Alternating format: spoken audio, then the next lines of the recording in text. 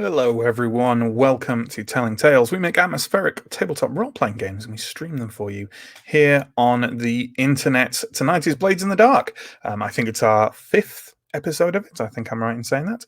And we're looking forward to getting down and dirty with our group of scoundrels once again. And speaking of down and dirty, as always, let's introduce our stream manager first. It's Steve. Uh, who works away behind the scenes, shuffling around cams and images and looking at rules and chat and all that sort of stuff. Hi, Steve. How you doing? That's a heck of an introduction. Well, I just call it like I see it, Steve. What can I say? Fair enough. Steve won't appear again unless something goes horribly wrong. So fix his wonderful face sear it into your brain to recognize it later should that happen. Thank you, Steve. So let's get the promo out of the way. We've got a bunch of links down below. We've got links to Twitch and YouTube. You're watching on one. Why not check out the other? If you are watching on Twitch, why not? Yeah, check out our YouTube because it's got, at this stage, probably hundreds of VODs of all of our role-playing stuff. You can watch them all, binge them all in one horrible, decadent pile. And you'll love it. You'll love it. We've also got links to social media. We've got links to our Discord if you want to join up there and talk to us about all things role playing. We've got links to our Patreon if you want to get some lovely treats in return for supporting us. And also, we run 3 weekly Twitch streams.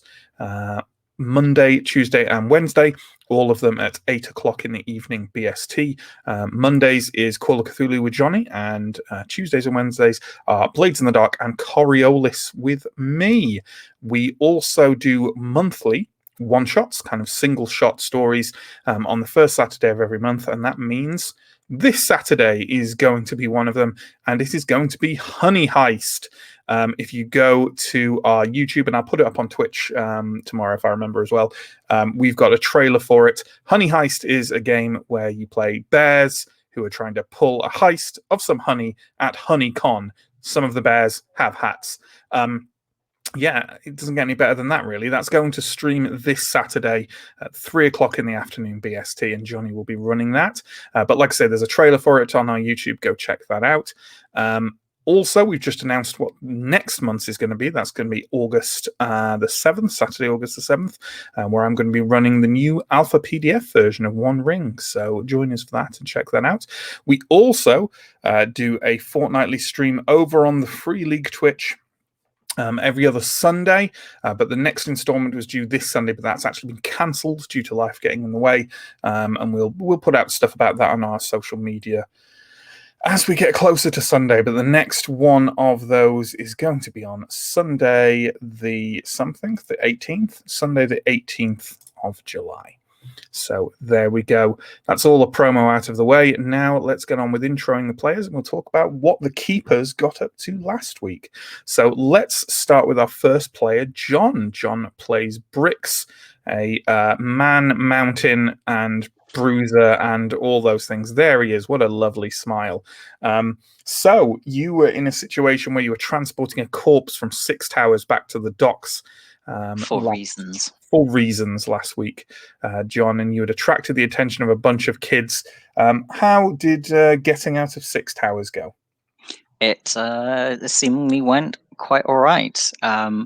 Before Briggs could get in and threaten those poor, possibly parentless street urchins, Echo, who at the time was covered head to toe in corpse blood, turned around and brandished a knife at them. And they ran away, which was fairly effective. And then we steered our boat, barge, ship through a few back alleys, back canals of Six Towers after a flashback where I got some handy hints from someone I may have pummeled the pulp out of mutually at a boxing ring. And we managed to make our way through Six Towers without drawing any more attention. Absolutely. Than the urchins. And then you just had to move through the area surrounding Charter Hall and onto the docks. And to talk about how that happened, let's bring on a second player, Sam. Sam plays Silver, who is the group's Slide, a kind of manipulative spy diplomat. con lady person. Hi, Sam. Hello. Yeah, that was a good description. I think we decided to take kind of a little bit, or try and find a bit of a shortcut at this point, because we didn't want to go right out in the open and get spotted by just about everyone in the city. And we did find a good shortcut, but we kind of ended up straying into the territory of a gang who we weren't really familiar with at the time, but I think we now know them to be the Ironborn, who are kind of a group of Skovlanders. We don't know too much else about them, but they were all had kind of something green to represent their attachment to this gang. And we were getting a couple of funny looks as we began to move our way through the canals. So Echo very intelligently kind of hung off the side of our boat and managed to grab a kind of a small green flag or something like that, which we then tied onto our boat. And Silver gave a bit of a kind of a Skovlander salute to one of the people eyeing us, and they mostly let us pass without too much notice, thankfully. Yeah, it went all right. Overall, I think the score went pretty smoothly. Yeah. And I'm sure tonight will go just as well.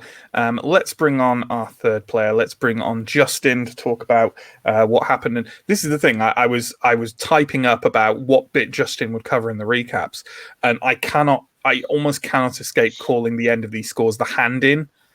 Because clearly you're just playing an RPG, like a video RPG here. But yeah, Justin, how did the hand-in go with Decker? Yeah, so the hand-in went pretty interestingly. Decker was, pretty happy to receive the corpse and didn't seem to be bothered by the situation at all, really. Was, just having a lot of fun with it. Quite enjoyed the fact the hand had been removed and the guts of the corpse were now spewing out everywhere from the bullet wound that the corpse this individual had received when they died. And so, yeah, it was like lots of blood and entrails and a good party all round. And pretty much all of us found this distasteful or disturbing. But we got our money, so Absolutely got your money, yeah, and that's the important part, right? I did also forget to say that Justin plays 3 sheets. I do. Hound, Tracker, and Gunman, and all these things. So then we did a downtime phase, and a couple of interesting things happened in that. And to run through those, a lot of stuff generally happened, but to run through the interesting bits, let's go with our final player, Pierre, who plays Echo, the group's lurk, i.e. sneaky thiefy person. Pierre, how did downtime go? Yeah, downtime was great. I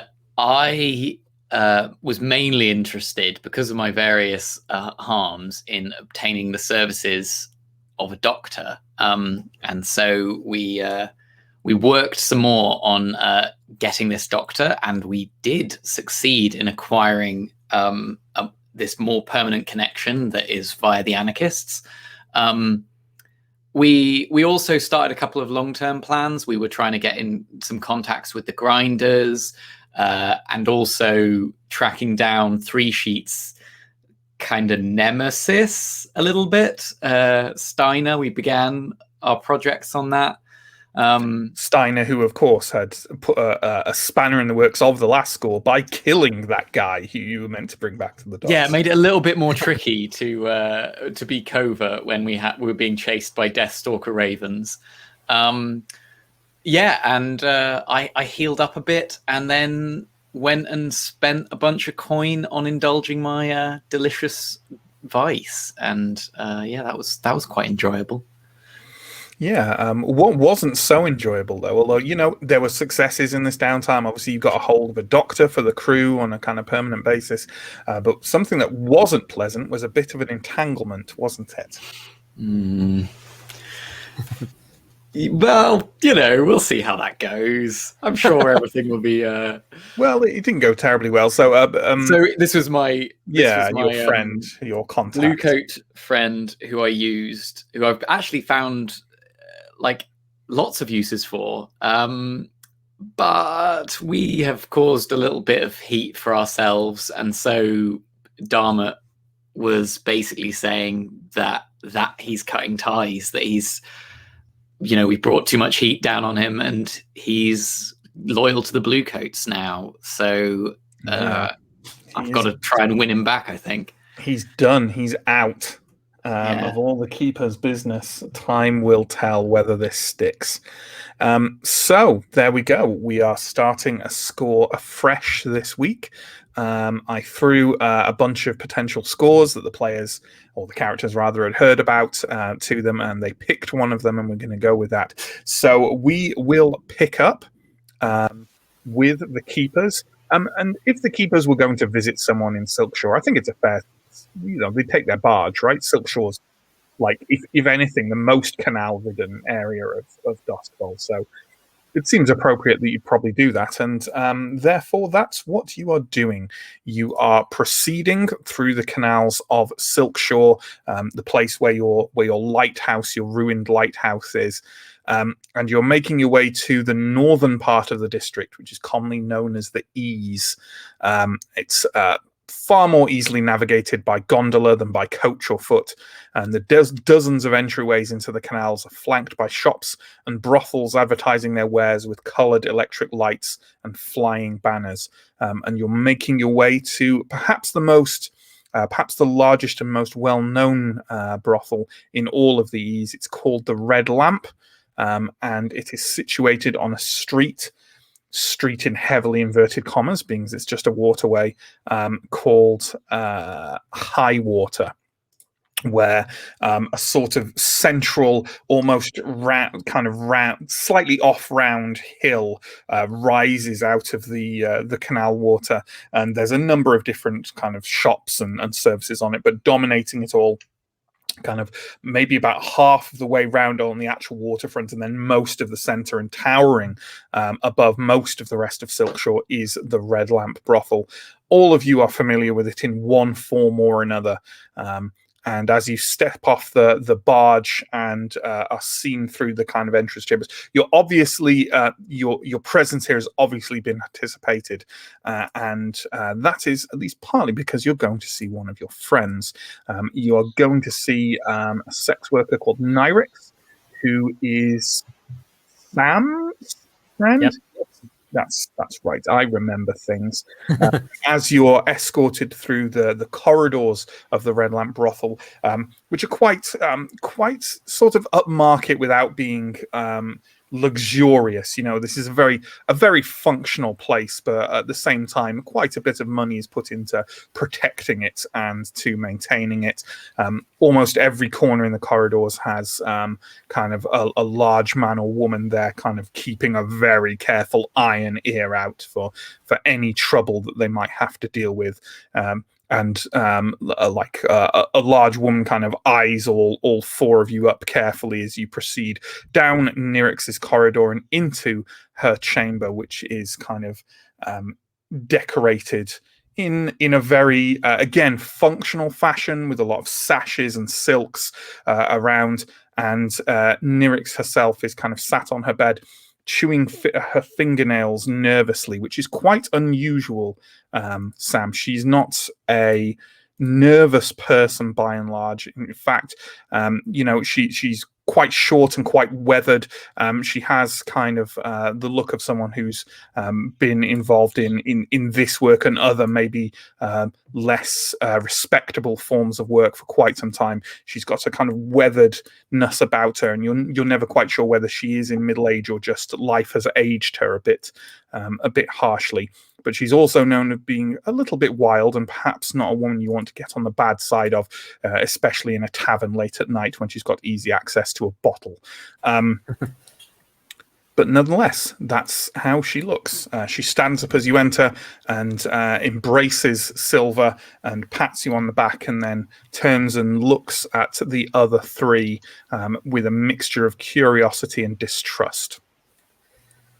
Nyrix, so good to see you. These are my colleagues. I've mentioned them all to you before. The incredible keepers. We've heard that you have some work for us. Yes, of course I do. I wouldn't have bothered calling you all here otherwise. It's... I know you. You go to the pits below, don't you? She's looking at 3 sheets.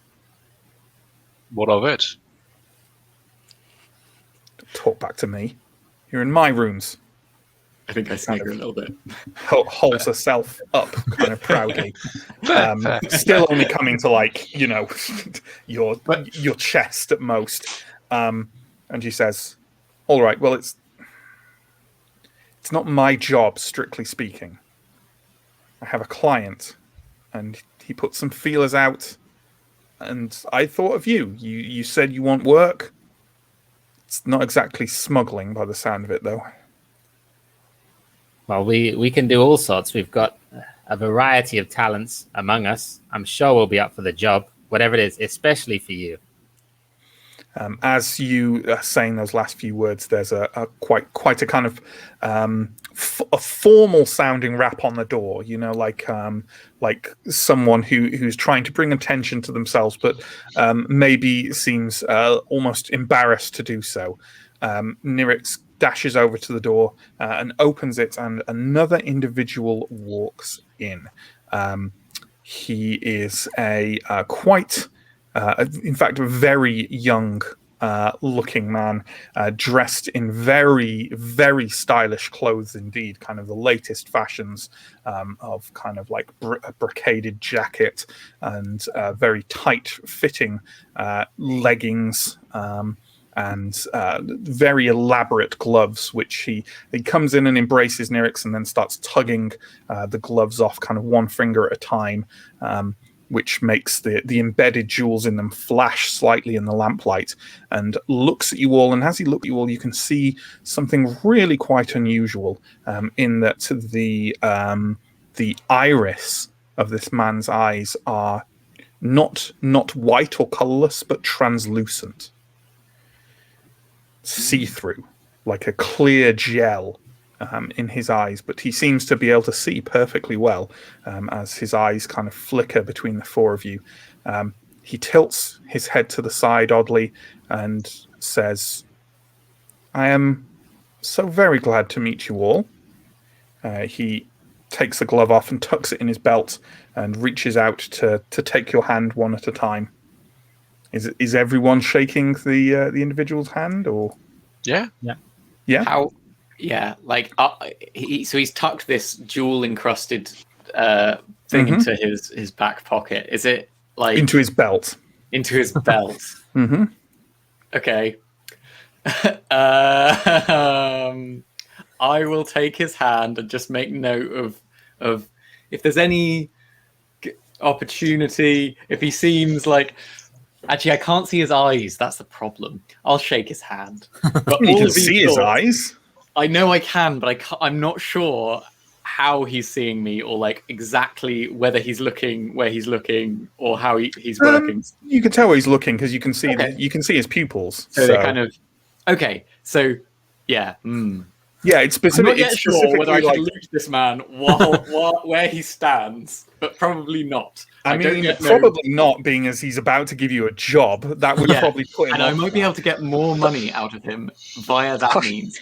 The question is that the glove numbers like flashing by echoes, fair face, like like steal from like bite the hand that feeds, or not? Is the glove worth more than the job? Because if you do the job, you have to share it with the other 3. It may not be a job. You see, it may be multiple jobs, mightn't it? Yeah, exactly. Probably not if you steal his glove. I am so tempted, but I will not. If any of you know me very well, you'll see the like physical pain I go through in order to shake this man's hand, and not just like. Does that come off as a vaguely kind of rude end effect? I think none of your crew do know you very well, because if they did, they wouldn't have trusted you with the crew's coin. Or anything. Which, if anything, the story so far has told us is a crucial error on their part. Yeah. Okay, well, unless there's anything else, he shakes all your hands and introduces himself individually to each of you as Dolmore. And then kind of looks kind of around at the room, which doesn't really have much in the way of seating available, and then says, "Oh, well, I suppose the manner of our meeting, quite rude of me not to engage you in such an unusual place. Oh, Nirix, I don't mean anything by that, dear. Why don't you all take a seat on the bed, and I will suffer the standing." I very reluctantly go over to a bed and sit on it. He kind of stands a bit away from him, brushes himself down slightly. He leans his kind of walking cane up against the wall. It's quite an expensive one. It has like a lantern mounted on the top of it to aid him seeing while walking through the night shrouded street. That is so cool. And he says, "I represent an individual.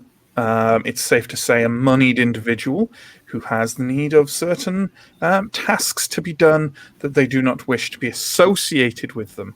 I'm sure very competent fellows like yourself appreciate this kind of relationship. No?" Yeah, that's precisely our specialty. We are good at keeping things discreet. I thought so, very much so. I believe you've also recently had some experience on the streets of Six Towers, yes? If we told you that, we wouldn't be very good at our jobs. I like this gentleman here. Very astute indeed. Well, regardless, this job is in Six Towers. It has to be said, rather direct. And I know you have a reputation as individuals who can transport goods, but this is more in the realm of the elimination of goods. And by goods, I mean some apartment rooms and items within them. There is a relatively new presence on the streets of Six Towers, a group of individuals calling themselves the Grey Cloaks, corrupted and traitorous members of our respectable and upright Blue Cloaks organization. And obviously, needless to say, no one will particularly miss them. And also, they happen to have erred on the side of enraging my employer. And he wishes to see their rooms and therefore presence in Six Towers eliminated by whatever means you feel necessary. It is of the utmost importance that there is truly no physical remnant of them left in any kind of usable form for them. However you want to wreck these rooms, these apartments, make them generally unusable. Any supplies in them, any furniture or goods or documents in there, please ensure the destruction of it all. While my employer does not encourage the wanton slaughter of these Grey Cloaks, neither would he be particularly put out were any of them to meet their demise. But in all honesty, and I do not speak with any sense of double talk here. I am not trying to persuade you to kill these individuals. Their lives simply do not matter to us. Do as you will, whether it is easier to drive them off or dispose of them or anything in between. It matters not to us one bit. All that is important is that their center of operations within Six Towers is eliminated. Destroy the rooms, destroy everything in it. If you see them, don't worry if we also destroy them. Basically? Absolutely. But don't feel that you have to commit any kind of wanton slaughter, especially if it would draw any attention. I appreciate that this is not exactly a subtle approach, or unlikely to be a subtle approach, but we would like it to remain as low-key as possible. Of course. I think we are ideally suited for this job. As you can see, my large friend here, Bricks, this is exactly the type of job he loves and excels at. Indeed, a very imposing and impressive individual. Looks to be much in his wheelhouse. He kind of looks at you slightly, Briggs, and says, "In fact, I dare to say, young man, that I have wagered upon you before at the fighting pits." Hope you earned something out of it. I did indeed. Very impressive performance. While I would love to spend more time among you salt of the earth fellows, he picks up his walking cane. I don't think it's terribly... it would be terribly clever of us to be seen together in a prolonged fashion here. So unless there are any questions, I will proceed on my way. All coin will be remunerated to you via Nyrix here. Do you know where the rooms are, or were we looking for them? Because we are not fans of trying to find houses. I don't have the precise address, but I've been told that these are apartments are above a tobacconist's, and also that they are within the rough vicinity of the Arms of the Weeping Lady, which I believe is a soup kitchen and bunkhouse of some sort. Well, consider it done. Consider it done. Wonderful. Just what I like to hear. Well, gentlemen, ladies, I shall take my leave. He sort of tugs the glove back on, tips his cane towards you all, and walks out of the door. How many? I like him. Just how much coin was on that? Cane and gloves and oh my god! I just need to sit down for a moment. You're already sitting down, Echo. I need a lie down. You can just lean back on the bed. It's just. Nyrix says, kind of turns to Silver and says, "I wouldn't necessarily let your friend pick that pocket. People who have ended up on the wrong side of Dolmore have ended up face down in the canals." I'll turn to Echo. Did you hear that, Echo? Loud and clear. Do not steal from the people who are giving us work, please. It reflects very badly on us. Have I ever done anything against the crew's interest in all of my time? Okay, don't answer that, Bricks. Right, let's get on with this project. Okay, so let's move forward with this. So, unlike more the other scores we've done in this, I would definitely say that this is a different kettle of fish in terms of exactly what kind of thing it entails and what kind of plan we'll be looking at. Sorry, I'm just desperately trying to find my cheat sheet. There it is, in the wrong place, of course. So the options that we've got are, assault, deception, stealth, occult, social, and transport. I cannot see a world where this is not an assault, realistically speaking. Like, it doesn't mean you can't employ stealth to a certain degree, or you can't do other things. But I think fundamentally, does it have to be an assault?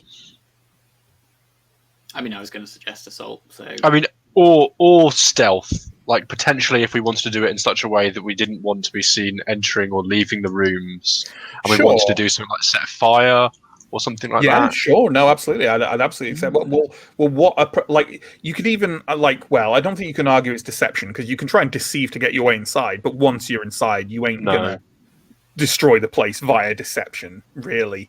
I guess you could think of plans for it, like you trick someone else into going in and setting out fire or something. Which approach do we think we're going to take?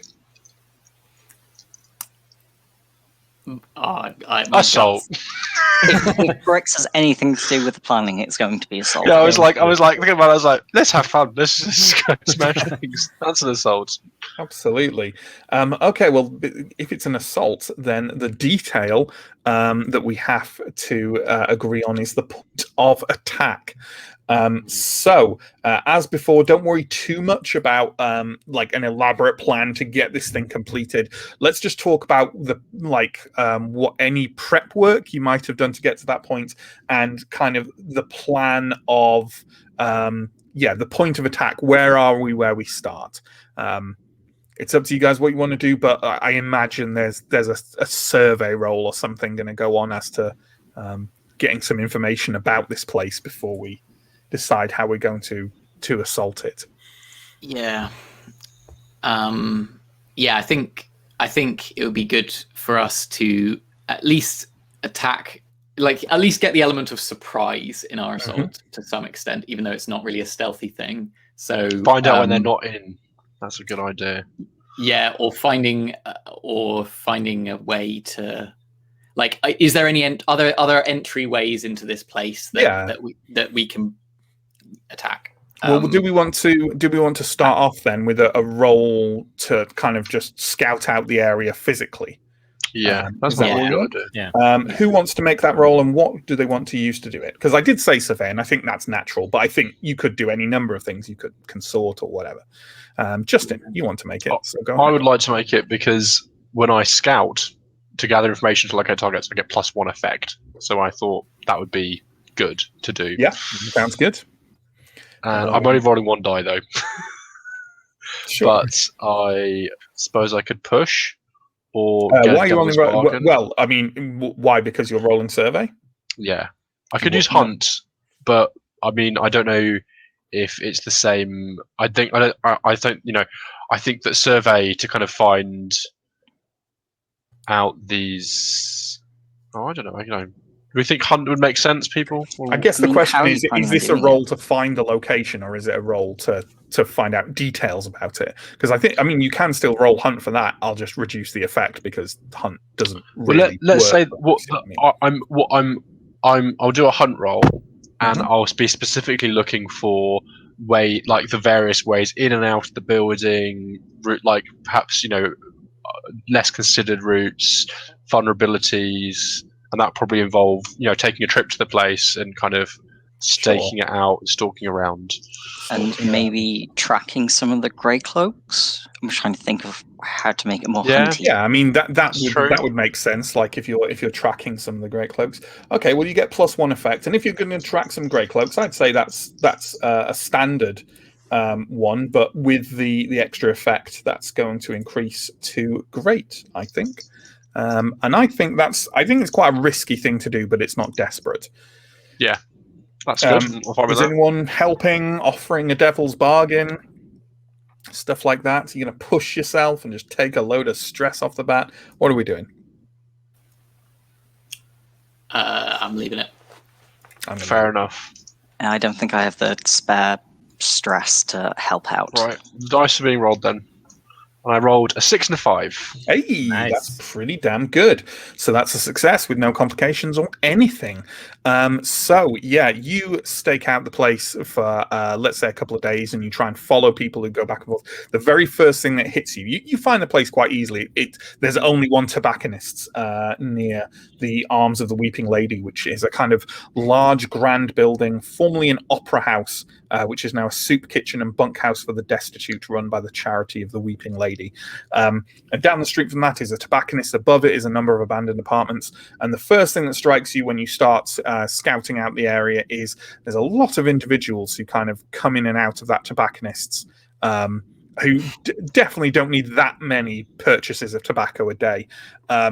And after a while, you also spot a couple of them who are indeed wearing what look to be blue coat jackets that have kind of been bleached. So, they are grey coats. And you definitely spot a couple of individuals. They only seem to come in and out via the tobacconists. There doesn't seem to be any direct doorway that leads to kind of stairs or anything that goes up to the apartments. But with that 6, you definitely also find, for a start, there are some kind of windows that go up as high as the kind of roof. There's a couple of windows that kind of, the windows, they come out of the roof in a thing. And there is also what appears to be a very kind of rudimentary and admittedly somewhat ramshackle-looking fire escape at the back of the kind of property. The property being defined as a big row of houses, of big old tall dilapidated houses. 6 Towers, for anyone who hasn't been watching so far, is a very destitute and derelict area that was once very high class indeed. So there's a lot of kind of very tall fancy houses that have now fallen into horrible disrepair. Are these apartments kind of several floors high, or is it just like a single set of apartments above the tobacconist? The block itself is, I'd say, about 4 floors. It's about 4 floors high. You don't know, like, there doesn't seem to be anyone. Like, all of the windows are boarded up. You can't see anyone utilizing any of the apartments in the entire block. But you don't know. Maybe some of them have been knocked through. Maybe they haven't, or maybe it's just above the tobacconists. You really have no idea because it's all boarded up. Yeah, fair enough. Does anyone else want to make any preparatory rolls before we talk about how we're engaging the score? So during all of that, did Three Sheets establish at all, like, if there's any sort of pattern to the people going in and out? If there's a time of quietness? If there was a pattern, Three Sheets could not distinguish it. Okay, so one of my ideas was to maybe create some big loud distraction out front and have people go towards the front while we attack the fire escape, which is the obvious sort of like weak point. And I was trying to think of a way that I could maybe try and set up something out front, like a flaming barrel, or fire off a gun or something, or ring a loud bell that sounds like there's Death Seeker crows on their way, or I don't know. Anyone have do any of those ideas sound appealing as a potential distraction to set up? Or maybe I don't even need to set that up,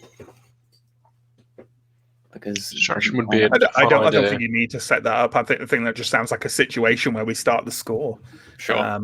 Okay, then I don't need to roll that.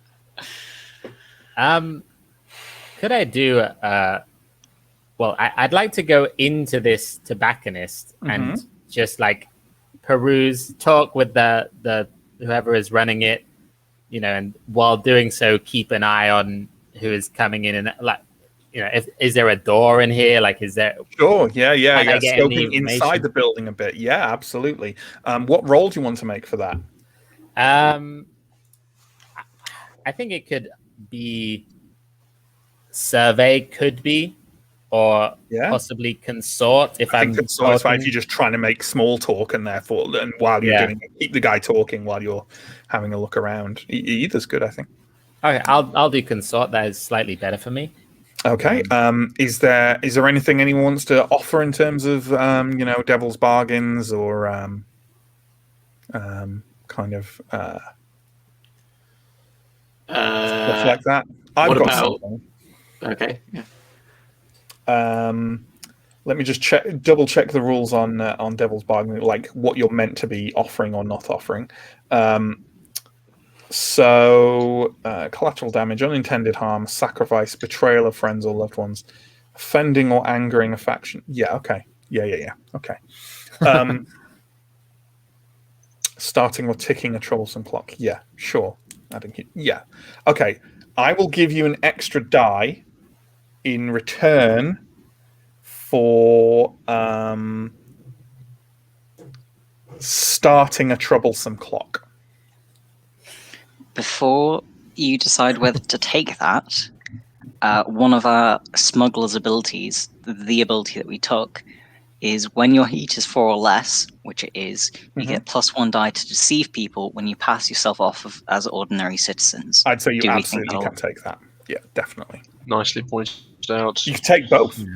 Yeah, I could do. That would give me 4. I think when a clock's bad, Yes, yes. I mean, that's a Yeah, very that's philosophical correct. question. That's, I agree. If we don't know what the clock is, then there's It's no way good. of knowing whether it's good It or could bad. be troublesome for our enemies. Yeah, but exactly. And this could be a crit. It's not. I just want to clarify that, Yeah. so you know what you're doing. Yeah, I'm you gonna would say take that. it. Seems fun. I'll take this. Yes. Okay. All sure. clocks are good. So I'm going to start that clock, and I'm going to put a thing in. Okay. All clocks Three are sheets good. of dice clock. So just to elucidate what that clock might be, while you're there, you go into the tobacconist. It's a fairly small, dingy place with a kind of withered old man behind the counter who sort of glares at you disapprovingly as you rummage among his not very impressive selection of tobacco and other smokables. And as you kind of go into your automatic kind of, well, you tell me, how do you start talking? How do you try and distract this individual? Considering my vice is luxury, I imagine I know like some stuff about tobacco, and I'll probably be talking to him. Oh, this is new. Have you just got this in from so and so? Like, how's business? How is I notice you're fairly busy. What kind of new tobacco have you got to offer me? Is there anything very exciting to try? Just random tobacco. Sure. Random tobacco. That's great. That's great. Sure. Well, why don't you give me the roll, and I'll give you the information, and I'll also tell you how you screwed up. Okay. Nice. Excellent. Nice. Okay, I got 1-6. And Nice. all the others were fail, so I'm glad I took took the Absolutely. devil's bargain. As you take a look around, you can see, in fact, you know what? It happens while you're there. Why not? While you're there, it's really not a terribly large shop, and most of it is made up of big kind of racks, kind of like wooden shelf racks, where you have to almost sidle your way along to try and navigate with sort of little wooden boxes full of well, mostly not rich tobacco, mostly kind of powdery stuff that almost like starts crumbling as you walk past it with the wind of your passage. And as you are navigating your way around and talking, a door behind the counter opens. And an individual comes out, a woman wearing one of those bleached grey cloaks, who briefly glances at you and then locks the door behind her and walks off. It seems to be the only door in this room other than, obviously, the door in off the street, which is, it's all fronted by a large dirty glass window, by the way, in a sort of wood and glass door. And you only realize after the individual has walked out and off, that as they walked, you were gabbling to just try and make out that you weren't kind of focusing on them. And past your treacherous lips, the phrase, as you were trying to talk about tobacco to this individual, the phrase, you were talking about how you and your friends are well versed in all kinds of information about tobacco and smokables. You're connoisseurs, and you can see that there's some good stuff here. And your friend Echo would definitely appreciate some of these goods. So now the tobacconist knows one of your crew's name.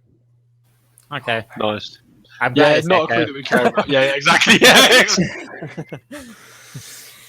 Absolutely. So, Well, yeah. now they've all got to die. But on the other hand, clearly the grey cloaks are accessing these apartments through this door behind the counter. I'm just aware we're this bit's rolling on a bit now, but John or Pierre, is there any role you want to make in terms of putting together more of a plan, or do we want to focus on it now? And do we want that plan to be Pierre's kind of double-barreled distraction at the front, going in at the back approach, or do we want to do something else? I Not don't all at think once. there's anything else that I want to roll. I'm wondering about the distraction plan. Yeah. I like the distraction plan because it seems like there's a lot of people in this building, that possibly too many. So getting Should we some say of them that out we're might be going a to good do idea. we're going to do a distraction, but we can come back to it in a flashback?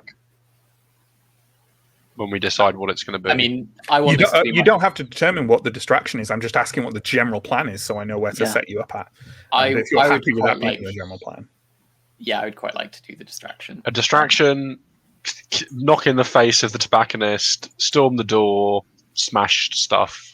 Oh, I thought we were going in. Well, see, that's a very different plan. So what we're discussing, that's what I'm trying to come to. Damn. Because Pierre's proposal was he would distract from the street, and then everyone goes in at the back.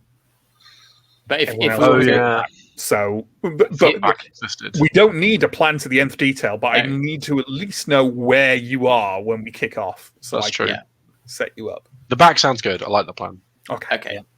Let's run with that then. So in that case, we need to have, and I keep calling it the engagement. It is the engagement roll. That's good. So before we do that, if everyone could choose your load. So choose if you are light, normal, heavy, or encumbered. As usual, you don't need to check any individual items, just the amount you've got on you. And if you set that, please, and then we will make an engagement roll after consulting you for advantages and disadvantages. So with that in mind, every engagement roll gets just 1 die for good old luck. And then we talk about major advantages and disadvantages. I would say you could have a major advantage because I feel like you've scoped out this place between silver and 3 sheets pretty damn well. So I am happy in taking another advantage dice there. Are there any other advantages you would like to argue for? For the distraction. But that's that's something that's only about to happen, isn't it? So they don't know we're coming. It's a surprise. Sure, but I think that's kind of standard, isn't it? It would more be a disadvantage if they did know you were coming. That's true. What else is there? I can't think of anything, but if people, I can't think of any advantages or disadvantages. But I'm open. I'm open to more. Nope. Going once, going thrice. There we go. Okay. So let's find out what situation you're in.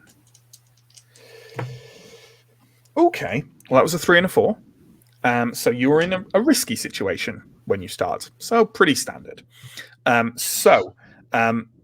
say that you're probably already split up, right? Let's say that we start with Echo. And Echo, what is your distraction? So I was thinking I have obtained a bunch of as many sort of firecrackers and fireworks and various sort of loud sounding things, as well as maybe some pistols, which I guess I'll add to my... I think the firecrackers need to be one item and the pistols need to be another. Okay, so are these subterfuge supplies, I guess? It doesn't matter. You can have them if it's cheap enough, obvious enough. You can buy some firecrackers for. Okay. I think there's a space at the bottom for other things. Yeah. It will be one load of other thing and one load of your pistols and a pistol. What load are you on in total? Just so I know how close. I'm on a normal one, so because I think I need to be able to get out of here so that I don't get caught.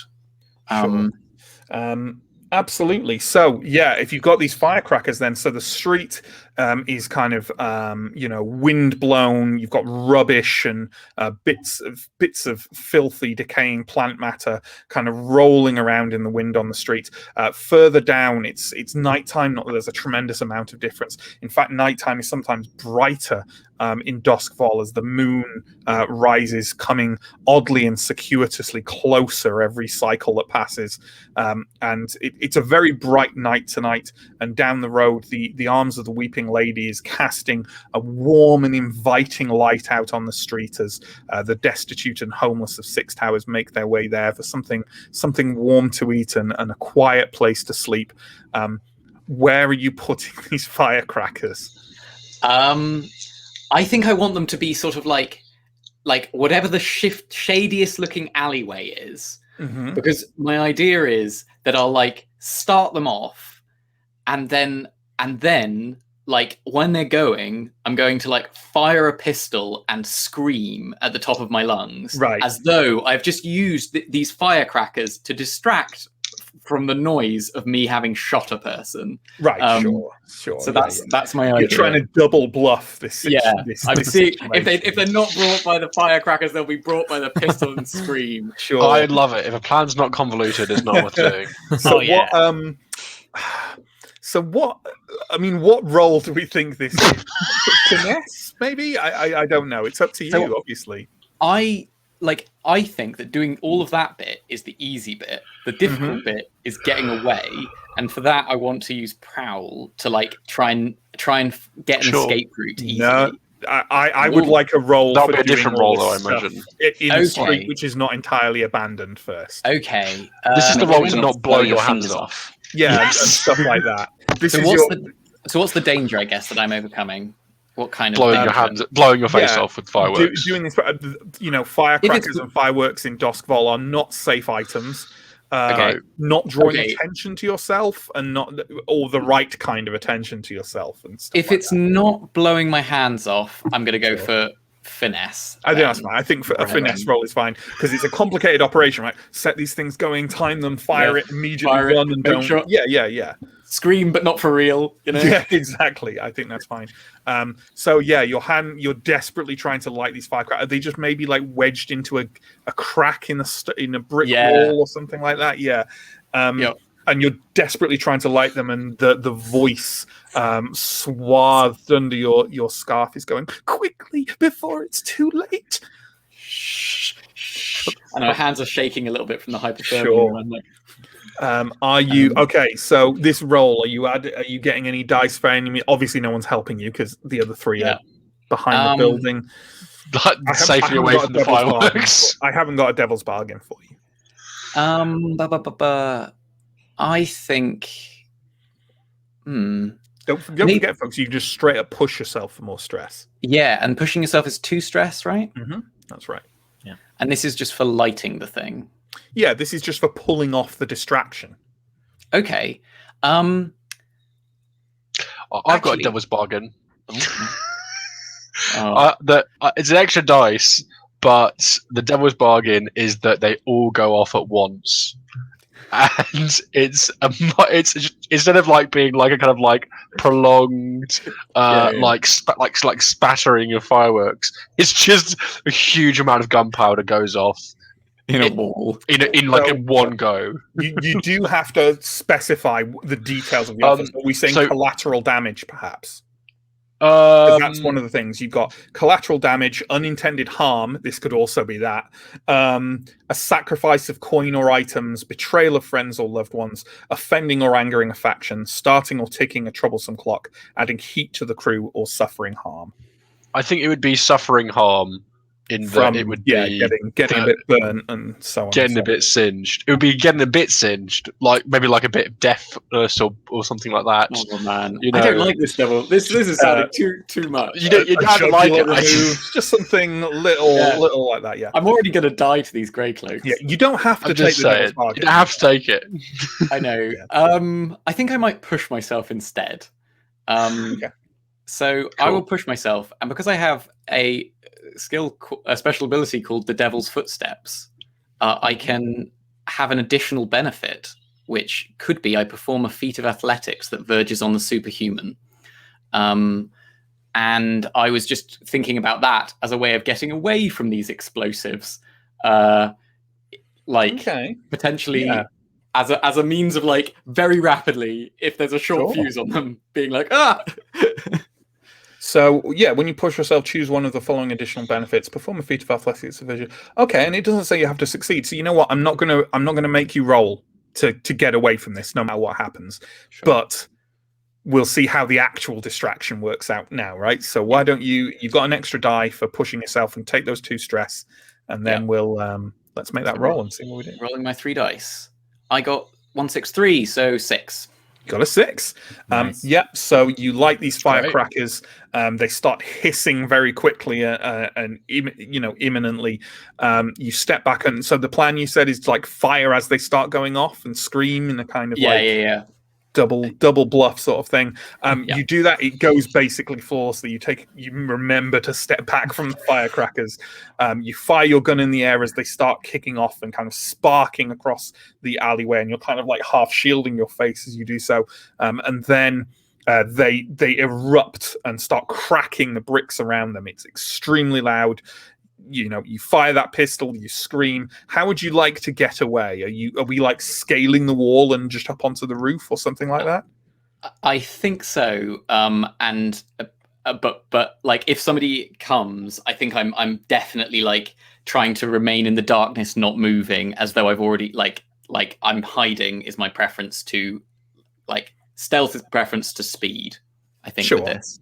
Absolutely, and I think that is more than adequate to do that. You clamber up the wall between kind of like loose bricks and find yourself essentially on the slates of the rooftop, having quietly and easily crept your way up there.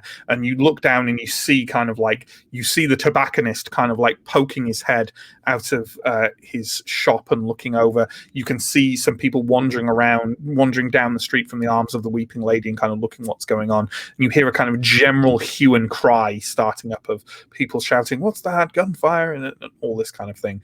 So it seems to be, to one degree or another, working. Okay. Let's hop over behind that building into a kind of rough alleyway between blocks where Bricks, Silver, and Three Sheets are stood together, eyeing up the back of the building, which is mostly boarded over, all the windows and such like, and a rusty, decrepit fire escape. What are we doing? Oh, you've heard the firecrackers and the pistol. Okay. Yeah, and I've made like a hand gesture if you can see me. Oh, they definitely can't see you. Okay. There's a whole block of buildings between you and them. Okay. The plan, I think, is to go up the fire escape. I think so. And pry open some of the windows. Is it? Does it like easily? Is it easily accessible from the floor, or do you need to kind of leap for it? Nah, you can definitely get onto it. It doesn't look particularly safe, but you can definitely get onto it. So how do we see ourselves climbing this? Do we want to make a group action for it? That seems like it might be better than all three of you rolling. If all three of you are going up it, I think you'd have to all three of you make a roll unless you went for a group action. Okay. Yeah. Sure. It's you guys. You can do the thing if you want. Well, Bricks isn't going first, so he's not going to be the leader of the group. Three Sheets is happy to go first, or Silver. Okay, I don't good. mind either way. Sure. Happy to do some prowling. Prowl up the staircase. I'm happy to just do a prowling up the staircase first. Or Yeah, I think Silver is happy to let Three Sheets go first.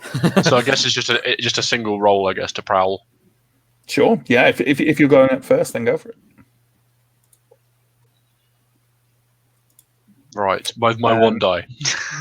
Yeah, I mean, So- unless anyone wants to. What's the assist, situation and the effect of using The prowl? situation's risky because I'm going to start both you and Echo on risky because that seems fair.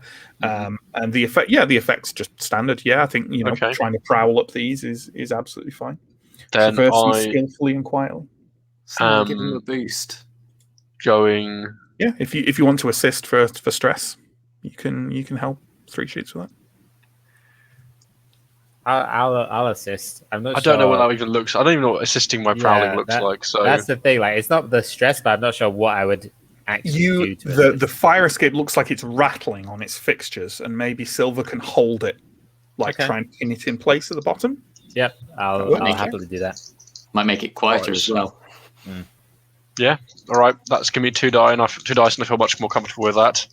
Don't get So your stress, Silver. Can I also wait?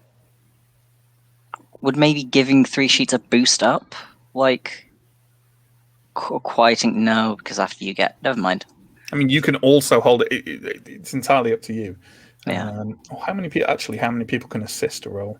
up to 3. No, only Yeah, up to one. 3. Only one character can assist a given roll. Oh, okay. Oh, okay. Well, it's not good, guys. Oh god. Yeah. So I rolled I had 2 dice. I rolled a 2 and a 1. And, That is not good. it's not That's good. True. To beat the 5 and the 6 that I rolled earlier. So To counterbalance it. So what happens? 3 sheets. You scale up. Obviously, it's a ladder at first. You scale up that, and you go around, kind of go along that on that kind of first floor platform on the fire escape, and you look up at the next one and kind of go to pull, because they're all individual ladders that are pulled down, which is an odd way to do it. And you kind of pull it, and it's a bit stuck. You pull it again, and you pull it again, and then you feel strangely light for about 3 or 4 seconds, and then strangely hurt as the fire escape collapses underneath you, and you tumble into this backyard with a great crash of metal crumpling. And I don't think it hurts you that much. You've only fallen, I mean, you've only fallen 5 or 6 feet, which is quite a lot to fall. But you've got a fire escape underneath you to brace your fall briefly. So let's say you've got a level 1 harm, which is, what do we think? Twisted ankle, something like that? I'm going to resist this. Okay, go for it. Do I only roll 1 die, or do I roll... You will roll whatever your stat is for sort of the appropriate resistance for this, which will be prowess. So whatever your prowess is. And I take the highest one of that, and I reduce that from 6 to take that much stress. Yeah, right? I think so. Yes. Yeah. Right. Well, I've got 3 different skills in prowess. So that's 3 dice. I believe in you 3 sheets. I rolled a 6, 5, and a 5. So no stress taken, and you fall just right. You kind of 1 foot up on the rail as it comes down, and kind of you manage to roll clear, which is great. Mm-hmm. Fantastic news.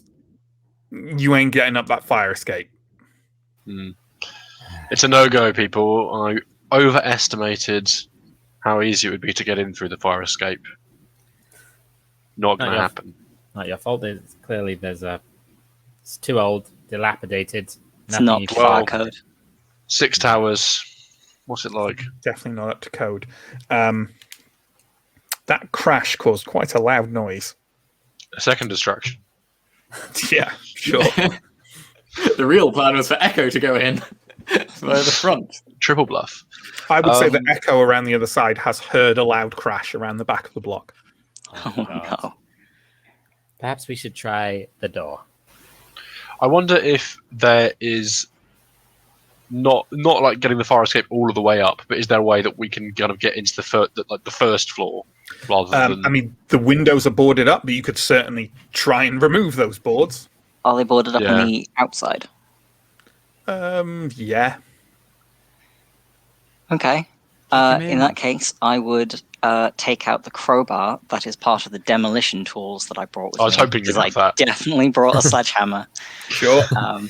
And start trying to prise one of the boards off. Sure, mark 1 on your load for a crowbar. Well, I went for full demolition tools, which is 2 load. Okay, just 2 crowbar, sledgehammer, and iron spikes. Cool. That's great. Maybe something else. I might also have that. I'm not sure yet. So, I mean, it might be is it a cutter thing? Standard load. No, it's a general. It's a standard load. Cool. Smashing stuff is part of your standard ruffian standard layout. Yeah. So okay, that's great then. Then I would say that could have great effect if you've got the tools for the job. I mean, I'd ask you what stat you're rolling. I mean, it's rec, right? It's rec, yeah. It's rec. Okay. Is anyone going to assist? I've got no devil's bargain. Are you going to push in any way? Flashback in any way? Blah blah blah blah blah. I can't see how a flashback. I remember a week ago when I went to removing boards off Windows School. I remember going to Duskfall Home Depot where I bought this crowbar. And it's just a montage of me sizing and you up. You spent the extra £5. What about the extra £5 on the nice crowbar? Yeah. So, anyway, I'll assist because Can I offer a devil's bargain of it comes off flawlessly and there's someone behind the window? Ooh. I mean, I'm not saying there's not someone behind the window, but I'm just saying definitely there's someone behind the window if you take this devil's bargain. Again, I would say I know that the instinct is to just offer it for a complication in the plot, but that's not necessarily what Devil's Bargain is for, because the idea is that the roles determine that. Okay, sure. But I would say if Pierre wanted to adapt that complication to that it progresses that clock, Sure. it will essentially be the same thing. But I don't know what the clock is, so sure. But I know related, that. Let's go for it. That's okay. You're not meant to have full transparency on this, otherwise we'd all be the GM. An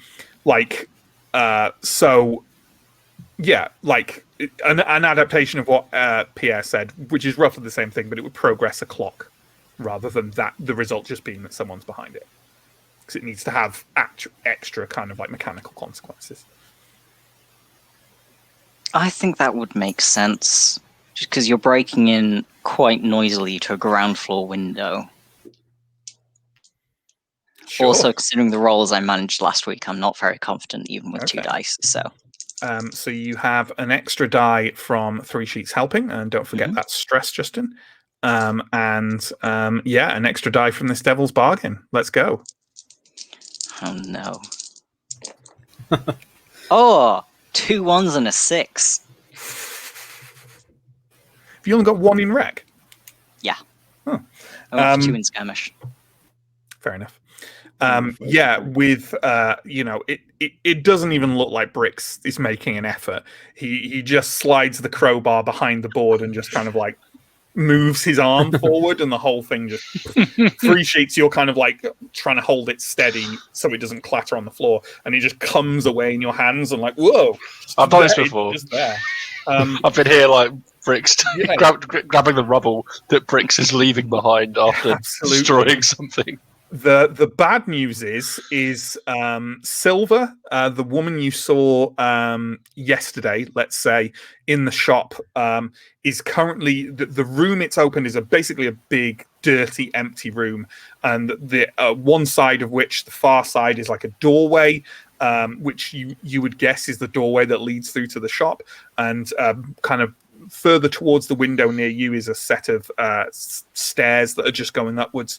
Stood by the door with a key ready to open it, turning round, is the woman you saw in the grey coat, who just kind of like turns, gets a real good look at Bricks, and just kind of opens her mouth and starts fumbling in her coat.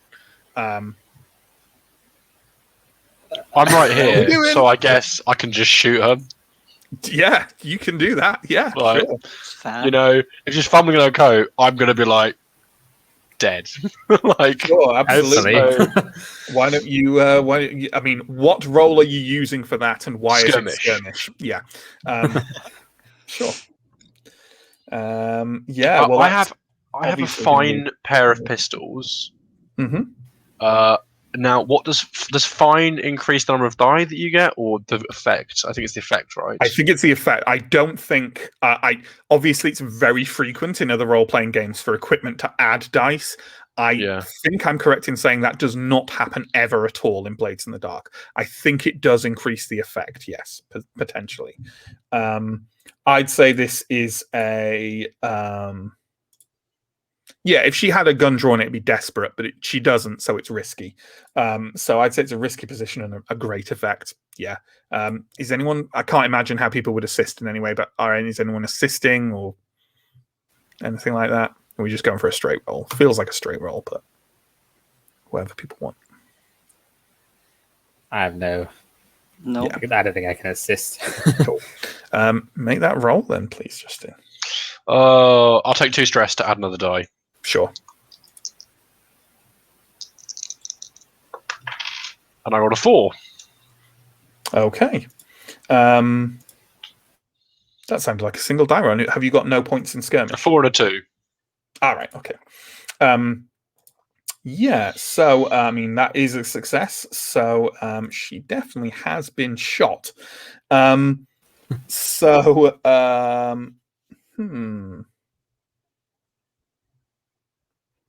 Yeah. Okay. So you quickly. Were you already holding your pistol, or are you kind of quick drawing? No, I think I kind of I kind of reach into my cloak and get there Drew it out. first. Yeah. Don't forget to mark down pistol as a load item. Yeah. And yeah, you Terrorist. you draw out and you fire quickly. The round catches her in her shoulder and she kind of spins round. The key goes skittering across the floor and she collapses to the ground, kind of clutching one hand at the grey cloak, which is now flushing through with crimson on her shoulder. She's down and you don't think she's going to be getting up to fight again, but she does go, "Intruders!" Fuck. Quite loudly. I just look at Bricks. I'm like, what did you want me to do? Like, No, that's fair. I feel like we should hop across the road and up 4 stories and check in with Echo, who is observing, well, not so much observing as hearing a crash quite soon after, followed by a pistol shot going off. You can see in the street. You can see that it's not like full of people. The tobacconist has now, at the sound of the shot, ducked back inside his shop, and that the individuals investigating from the soup kitchen down the road are kind of backing away, not because it's not interesting, but because multiple gunshots are like, might not want to be terribly involved in this. we'll check on it in an hour, see what it's like. But what are you doing? You don't have to do anything. Am I seeing? Fine. So no one is going like round the corner to investigate this, as far as I can see. Not yet, as far as you can see. No, you can't. No one's kind of come out of the tobacconist after the tobacconist ducked back inside. Okay, because I was like, my thought was, if anyone is, I want to provide covering fire to like dissuade them from that idea. From the 4th story, but since I don't see anyone yet, I think I'll try to maneuver. Is it possible for me to get? Is it possible for me to get onto the roof of the tobacconists in any way? I mean, it is, but you'd have to get down from where you're on the roof. Opposite. Yeah, so it's too far away. Oh, you know what? Screw it. Let's say that there is an old washing line strung from about halfway up the building to halfway up the other one. Obviously not as old as these buildings, because the kind of people who lived in these back in the day definitely would not string a washing line across the street. No. But if you want, and it's up to you, you can make a desperate roll to get across the street and onto the opposite roof without having to go through the faff of getting down and going across. What's the worst that could happen? We're all going to die. I think that, given that the plan seems to be going terribly wrong, I do need to make my way across this this thing. So I guess I will start by trying to.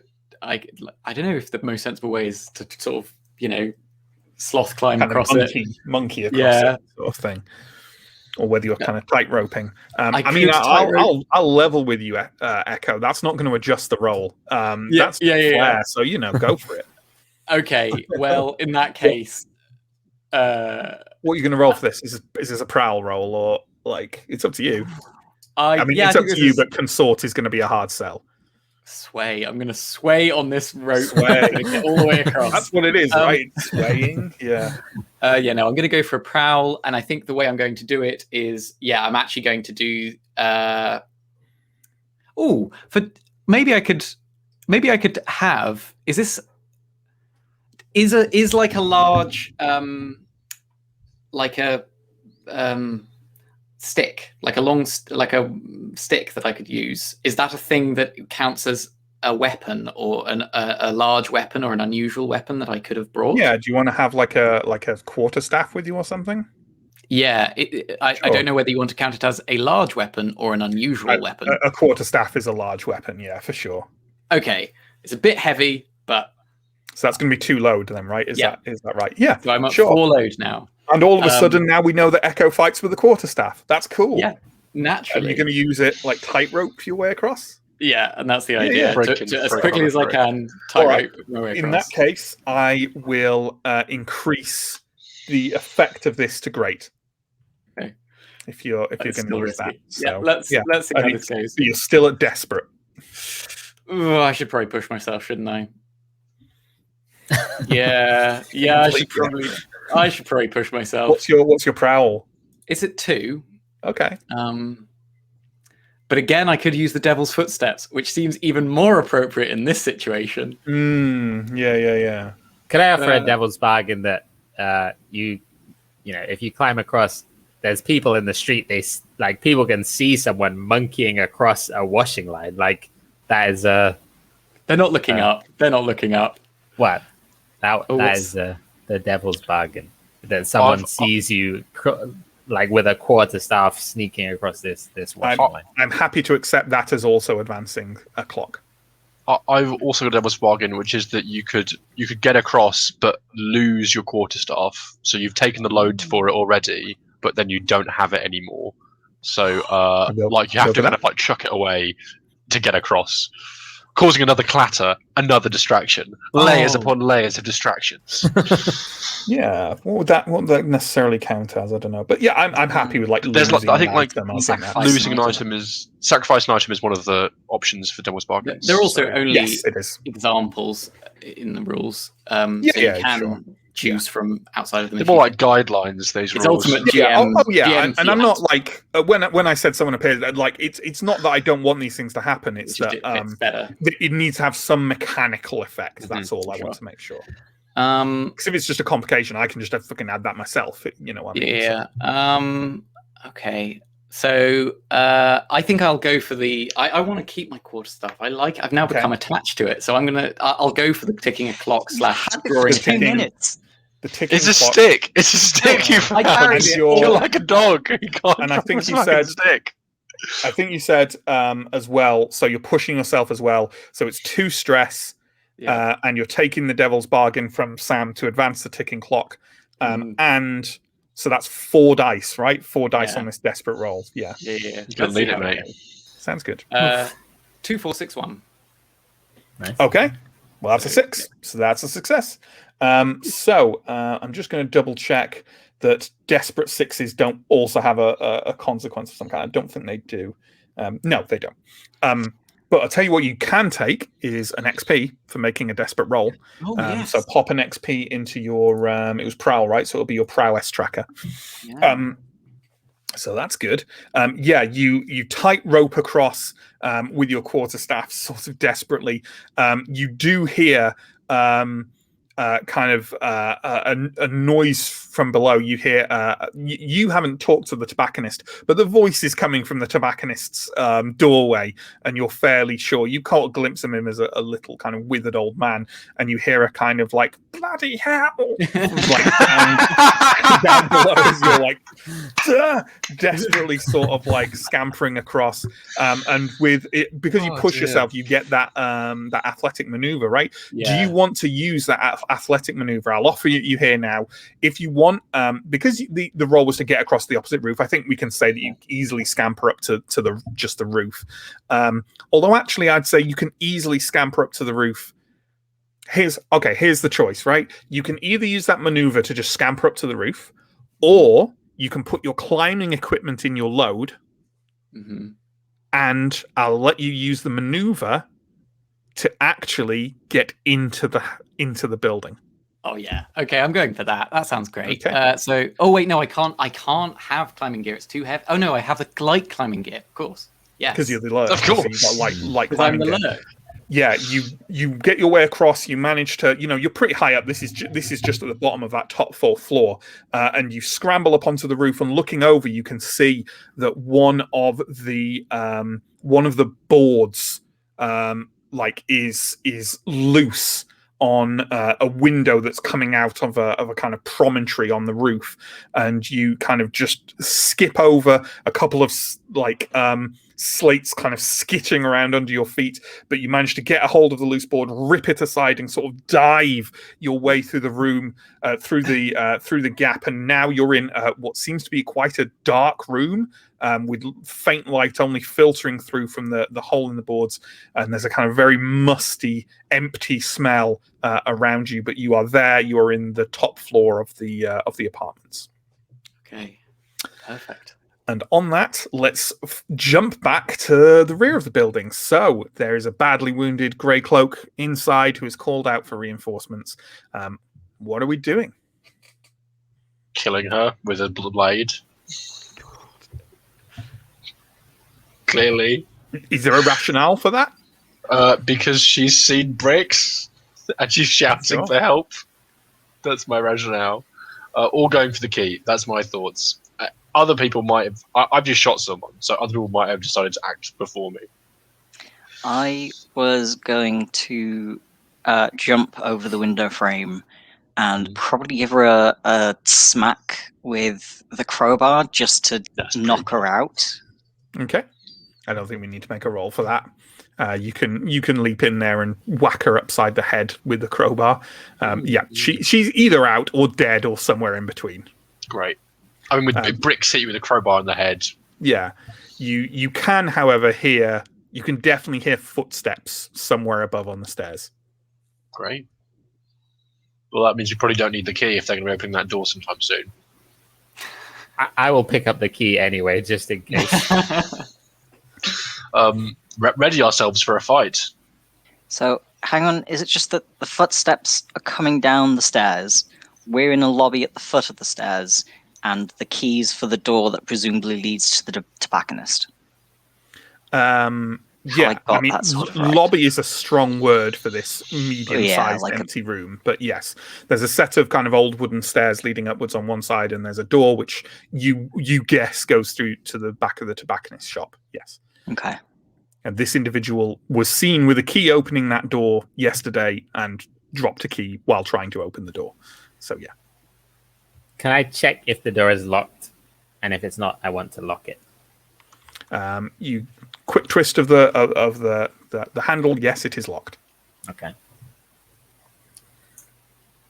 Do we want to do this loud or quiet? Like guns, knives. Guns, knives. If we can do it quietly, I think that seems better, although perhaps we are a little late on that front.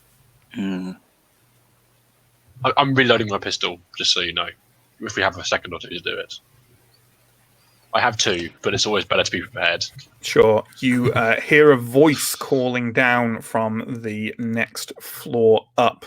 A voice going, Sarge? Look at Silver.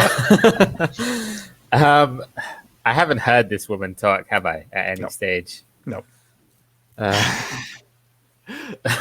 It's still worth a shot. I can tell what you're thinking. It'll be great. I'm gonna cool up. Like everything's fine down here. Don't worry about it. I just tripped. My gun went off. Yeah. Okay. What stats are you using for this? Sway. Yeah. I'm going to say that this is desperate. Yep. I'm also going to say it's limited effects. But crack on. I don't have a devil's bargain for you. I think that it's quite enough of a devil's bargain as it is. That seems fair. And is anyone? I can't imagine how anyone would be helping. But if anyone wants to help or whatever, then I mean, I don't know if it counts as helping, but I'm going to grab the dead / unconscious Sarge and kind of wave her in the stairwell. No, I'm going to do the opposite of that. I'm gonna tuck her under the stairs or something. That definitely isn't helping in this particular circumstance. Okay. No, but I'm gonna do it anyway. Yeah, sure. Okay. I guess, unless you could think of a flashback that might help you, or pushing yourself, or whatever, then yeah. I mean, I'm just gonna do it. Seems fun. Sure. Yeah. Sure. Yeah. I just love. I got a 4 as my hash result. You got a 4, okay. So you do it, but there's a consequence, and it's also limited effect. I'd say the limited effect in this case is that they're not immediately charging down the stairs. So they just seem confused. But also, I'm trying to work out what the serious complication of this could be. But there we go. Yeah, okay. Here's the serious complication. You call out to them. Tell me what you say. I think I say exactly what I said. I'll just say I'll try and put on like a voice that I think might sound like a kind of blue coat voice. I'll say, "Oh, sorry about that. I just tripped and my gun went off, but there's nothing to worry about. Everything's okay." Okay, the same voice from above calls, what did you say? Like, just seems to be very confused with, not quite sounding like the person, but they're at least not charging down immediately. But clearly it was enough to fool the tobacconist, who opens the door to the shop. And kind of opens it going, I've told you about that bloody bottom stair. Shit. And just like the kind of slightly withered old man is in the doorway, wide open, clearly aware that you are absolutely not a sergeant who's fallen and discharged her gun. I'm just going to stick my other pistol in his face and just... Sure. Well, that sounds like a roll to me, and that sound like you tell me what you want to roll with it. It seems like a natural command roll, but like you tell me what you want to roll with it. Yeah. Why not? That sounds good. Got 0 in it, but I think that's. You can roll something else if you want. If you can argue for it, it might maybe have more limited effect or something. But no. No, you want to go for that? No. All right. Well, I'd say that has great effect because it's precisely accurate. I'd say it's desperate, which reminds me, Sam. You can mark a thing in your whatever it's called, resolve tracker. As can you, Justin, because you're making this roll. Because you don't have to win the desperate roll to do it, do you? You just have to make a desperate roll. But it's XP for missions that are going poorly. Sure.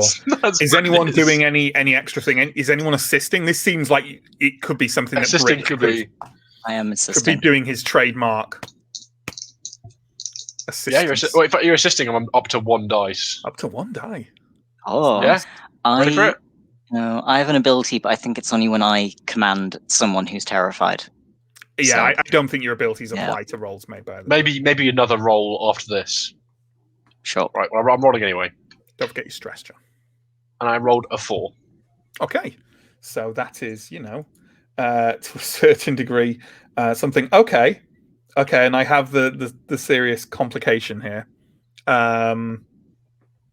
Should I do that, or shall I just... you know what? I won't do the serious complication. I'll because I don't think it's a massive complication for you, although it was a fun idea. I will reduce the effect of it, so we're just going to have a standard effect for you.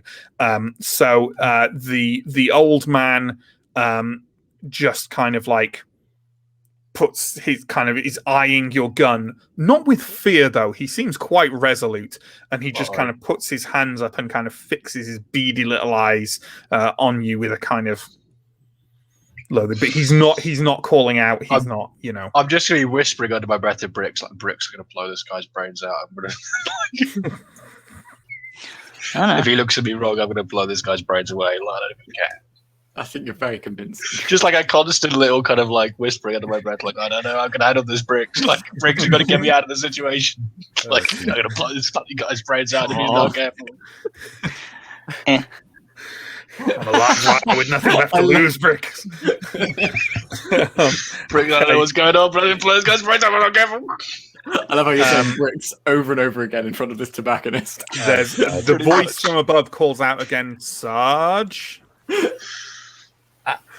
I want to go over to the tobacconist and whisper to him, say exactly what I tell you to say to the man up the stairs. And then I'm going to say, like, oh, Sarge, you did you hurt yourself? Are you okay? Looks like you tripped on that step. Sure. This plan is so crazy. What stat are you using for this? What action roll are you making? Probably sway again. Yeah, command could equally work, but you've got better in sway, right? So I think sway is absolutely fine. I think sway is going to be standard effect level because of the level he's already at, if you see what I mean, because he's quite a little bit defiant still. So it's going to be standard. You know what? I think this is risky rather than desperate. He's under control, right? So I think this is risky. So why don't you make that roll? Is there any additions, any stress, any what's being done here?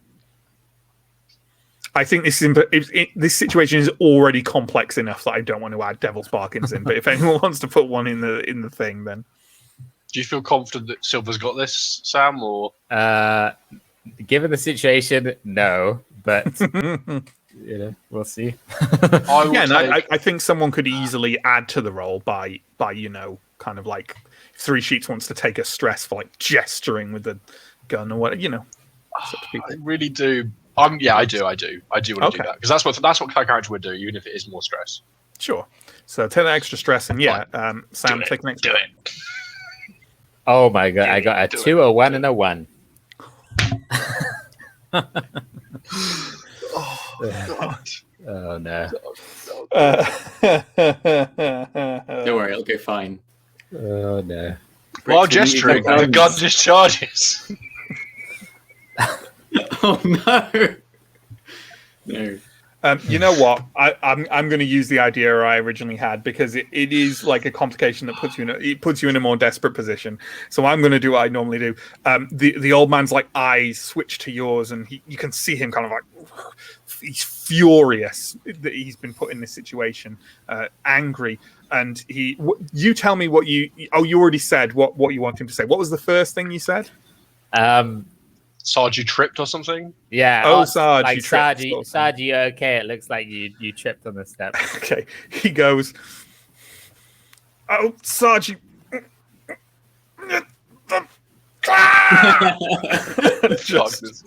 This guy's gives a howl of despairing pain and topples over to the ground, kind of clutching at his chest, obviously undergoing some kind of horrific cardiac event.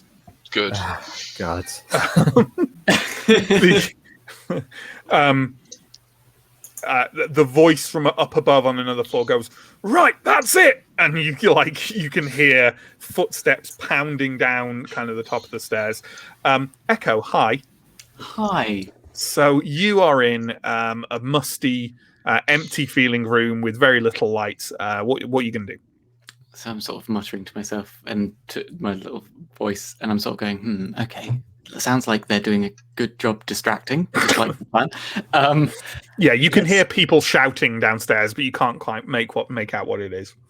Let's see what they wanted us to destroy so badly. And I would like to have a look around and see if I can see any documents or anything that looks like. I think I'm mainly suspicious of documents that look maybe incriminating, but yeah, anything that looks like something that someone very rich does not want to get out.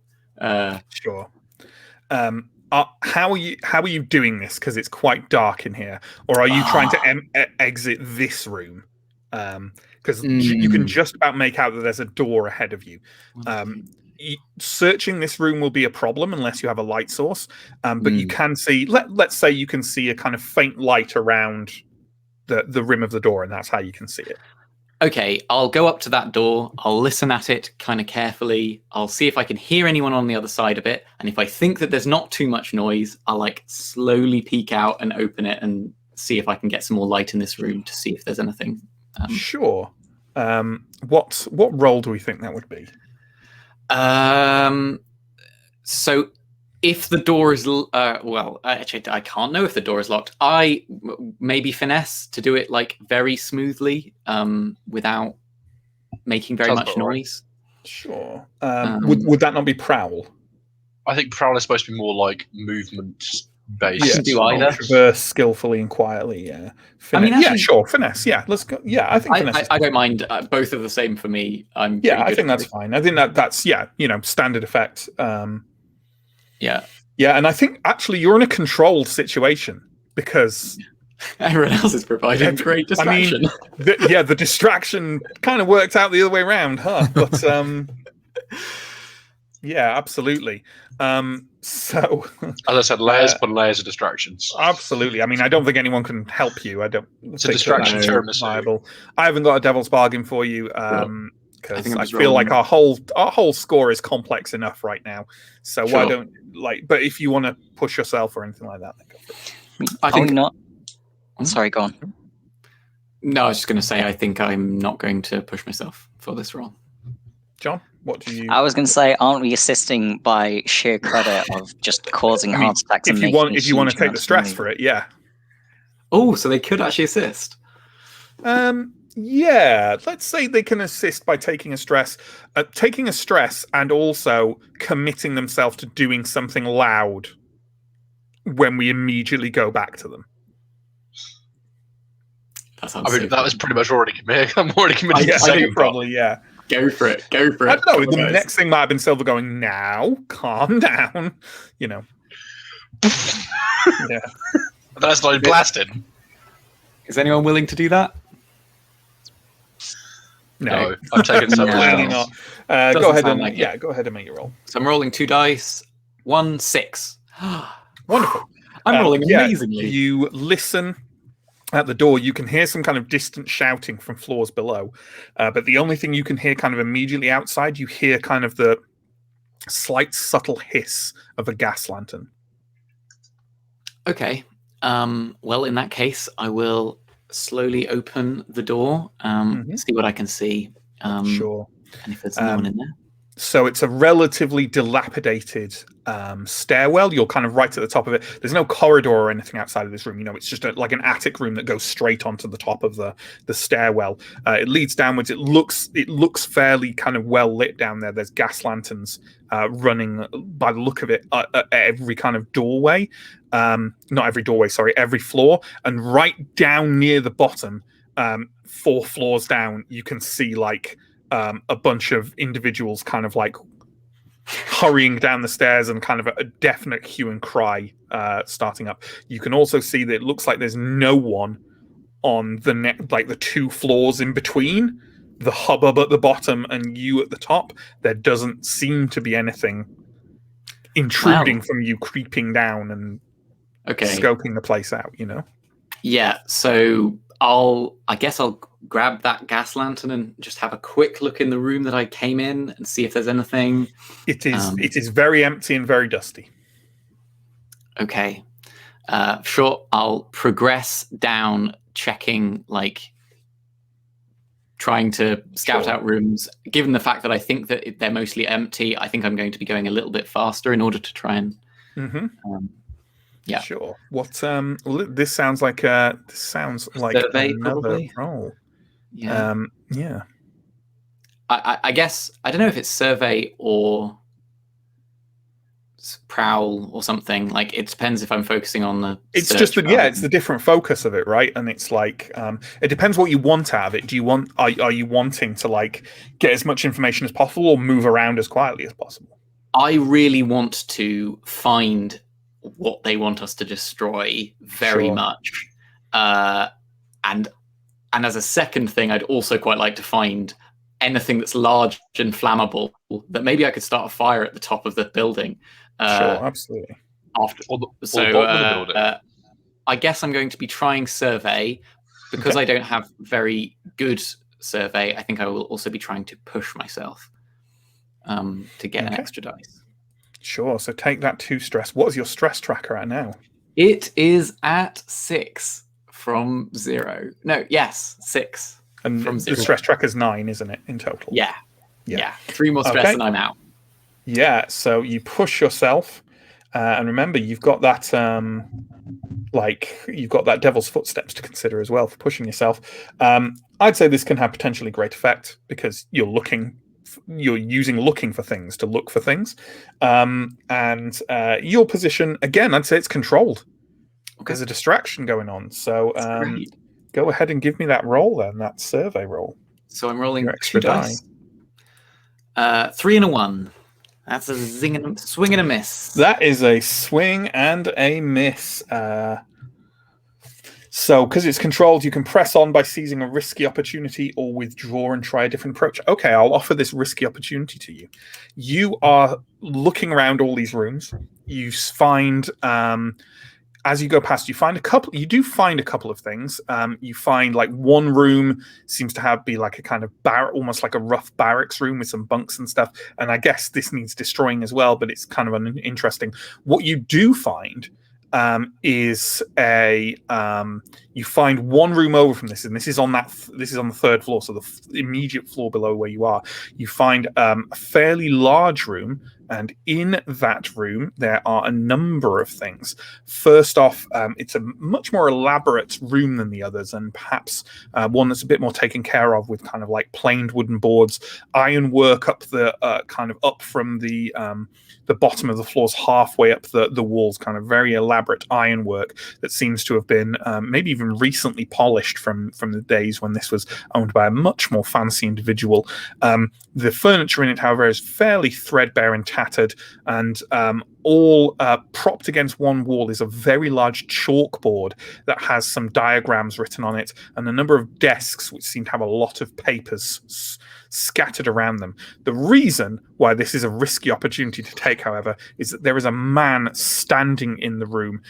Clearly, he's got his head kind of cocked, listening to the furore below. He's wearing one of those... you know what? In fact, he's not wearing one of those grey cloaks. He's wearing a blue coat. Like dressed in blue coat uniform, quite a slim, handsome individual, and he has like a saber buckled at his side, and he is kind of checking the wadding and load in his pistol. Right, and he's looking the other way. Yes, he's also, and he's doing that. And once, when you kind of come in, or come to the door, he's doing that, and then he tucks it away, picks up a sheaf of paper, and starts tucking them inside his coat, quite fast. Right, and he's a blue coat, not a grey coat. I mean, they did say that the grey coats were blue coats. So. They were previously, but he's Yeah. stuffing something into his bag. Mm-hmm. So I want to evade him, but also that paper probably is incredibly valuable. While you make that decision, yeah. Let's go below. So there's the thumping of feet on the stairs. People are rushing down very swiftly. No one took the kind of stressful, loud action thing, so no one has to do that. But what are we doing? What's the reaction here to people rushing down the stairs? I have a bit of a question. So what I was going to do with the possible threat of violence, I was going to swap my crowbar for the sledgehammer.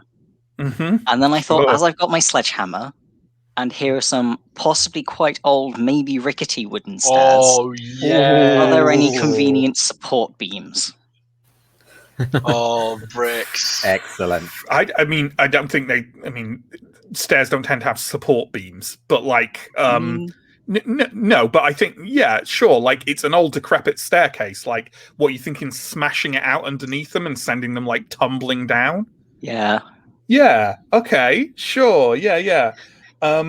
So I'd say that it's quite a difficult task. So I'm assuming you're using rec for it. Yes. So I'd say because it's dangerous. So I'd say this is desperate. Yay. But I'd say it's got standard effect. You stand a chance there. And you know what? You've got that sledgehammer. So I'm going to increase it to great. So it's a desperate action, great effect. Is there anything else I want to throw in? This is badass enough. I don't feel the need to throw a devil's bargain at you. I feel like we're on the edge here. But if anyone else wants to, go ahead. I'm not taking the stress, even though it sounds like a great opportunity to be part of. Sure. Also, I'm not going to be anywhere near bricks when they're swinging a sledgehammer. That would be insane. Sure. That's How Good about you, point. Silver? Any assistance or bricks pushing themselves? Anything that's happening here? I don't think so. I'm not sure what I do Just to cheer. assist. And yeah, staying well back from Brick seems like the only Sure. intelligent move. Stepping back is assistance. Bricks can really swing. Sure, absolutely. How about you, Bricks? I am going to push myself. Okay. Damn fucking straight. What's your stress at? It is at 6 because I Okay. started on 3. Everyone's Sure. at 6. I'm at 6. You're at 6.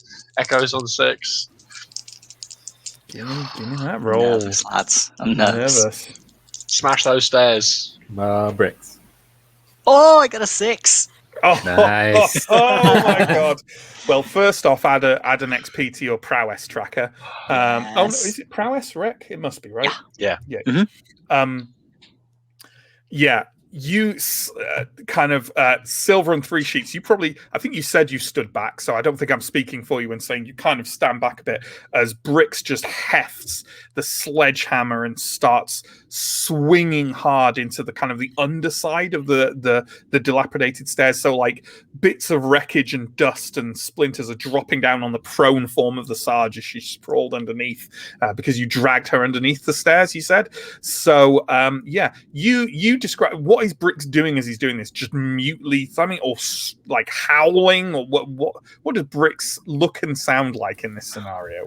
I think he starts silently, consumed with his task, but I think as he really literally gets into the swing of it, I think every solid thwack of sledgehammer against old wood is met by increasingly loud grunts, just ending in like a low growl as the staircase presumably eventually topples. Sure, Or cracks. absolutely.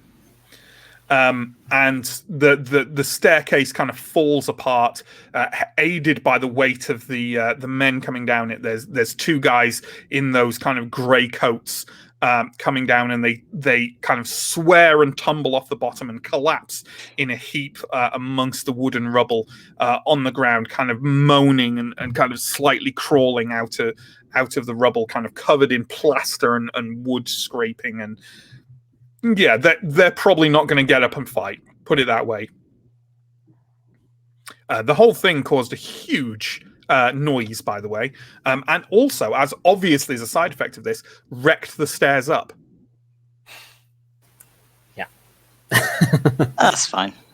So that feels like an appropriate place, because I feel like maybe the lion's share of this story, unbeknownst to us, of the actual task being completed, now might fall to Echo. So let's jump back up the stairs to Echo.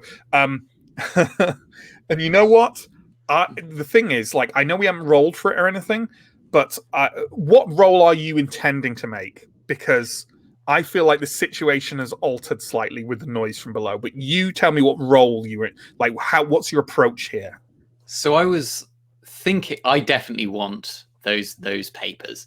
Is he standing by a window or a boarded up window? Yeah. Okay. They're okay, all so I boarded up. can't just push him Can't out just of push the him window. I mean, well, you can try. Yeah. And if I push myself, they're not like, it's not industrially bolted on it. You pulled a board off. You could maybe try.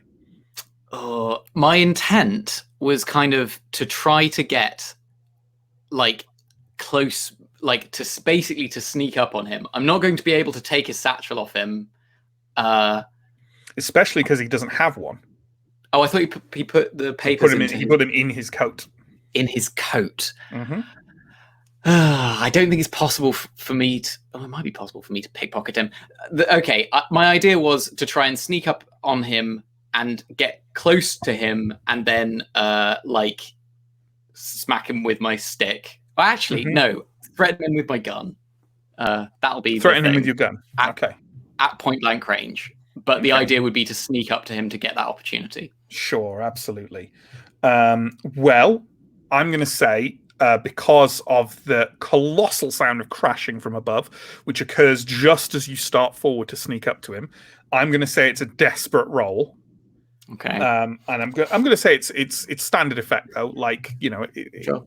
if you manage it before he like turns around to see what the fuck just happened downstairs. But I'd say it's a desperate roll.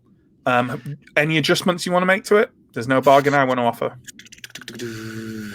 I can go big and try and push myself to make it so that I run across the room at astonishing speed. 8 stealth. Yeah. 8 stress. It's just going to be. Yeah, stealth. Yeah, let's go for it. 8 stealth. What's the worst that can happen? Oh god. Surely we've almost finished the score, so Sure. So I'm pushing myself, and I guess this is prowl to move silently. It's whatever you want it to be, but prowl would seem an appropriate role for getting a decent effect level. Yes. Yeah. So I'll go for prowl, which would mean I'm rolling 3 dice because this is really important that I get up to this guy so that he can't react. Mm-hmm. Okay. So I'm rolling 5, 6, 5. So that's a 6. Yeah, and Nice. that's great. Also, take a prowess XP. Really getting on with the desperate rolls today, guys. So yeah, you and it's do it with increased. Oh no, that's a critical increased effect. Yeah, as you hear the noise, he starts to turn, and you realize you've got to do something now, or it's not going to happen. And you kind of dance across the boards, those polished boards behind him, and he doesn't even register that you're there until the cold iron of your pistol rests up against the back of his head. Did you?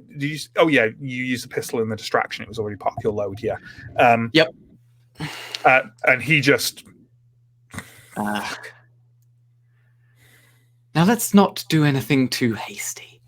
And my voice just says, "Yeah, let's not. Let's just put the gun down." He and I'm like, kind of wrinkles his brow as he looks confused that he can hear 2 voices, but only really register 1 person behind him. He's not holding his gun, by the way. He's slung it. Okay.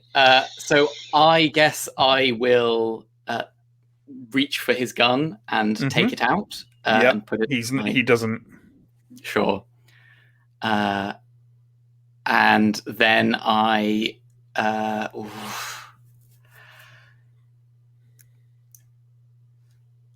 You'll be giving me your cloak. How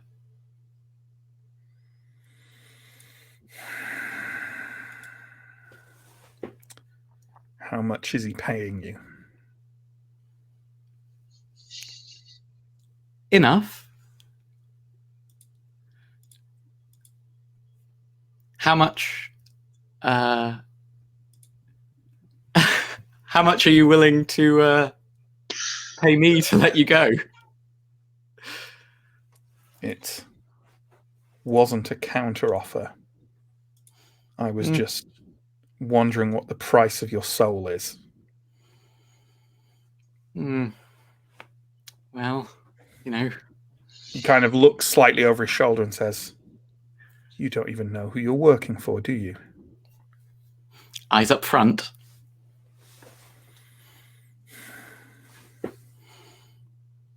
Well, you can He reaches up and starts grabbing his blue coat.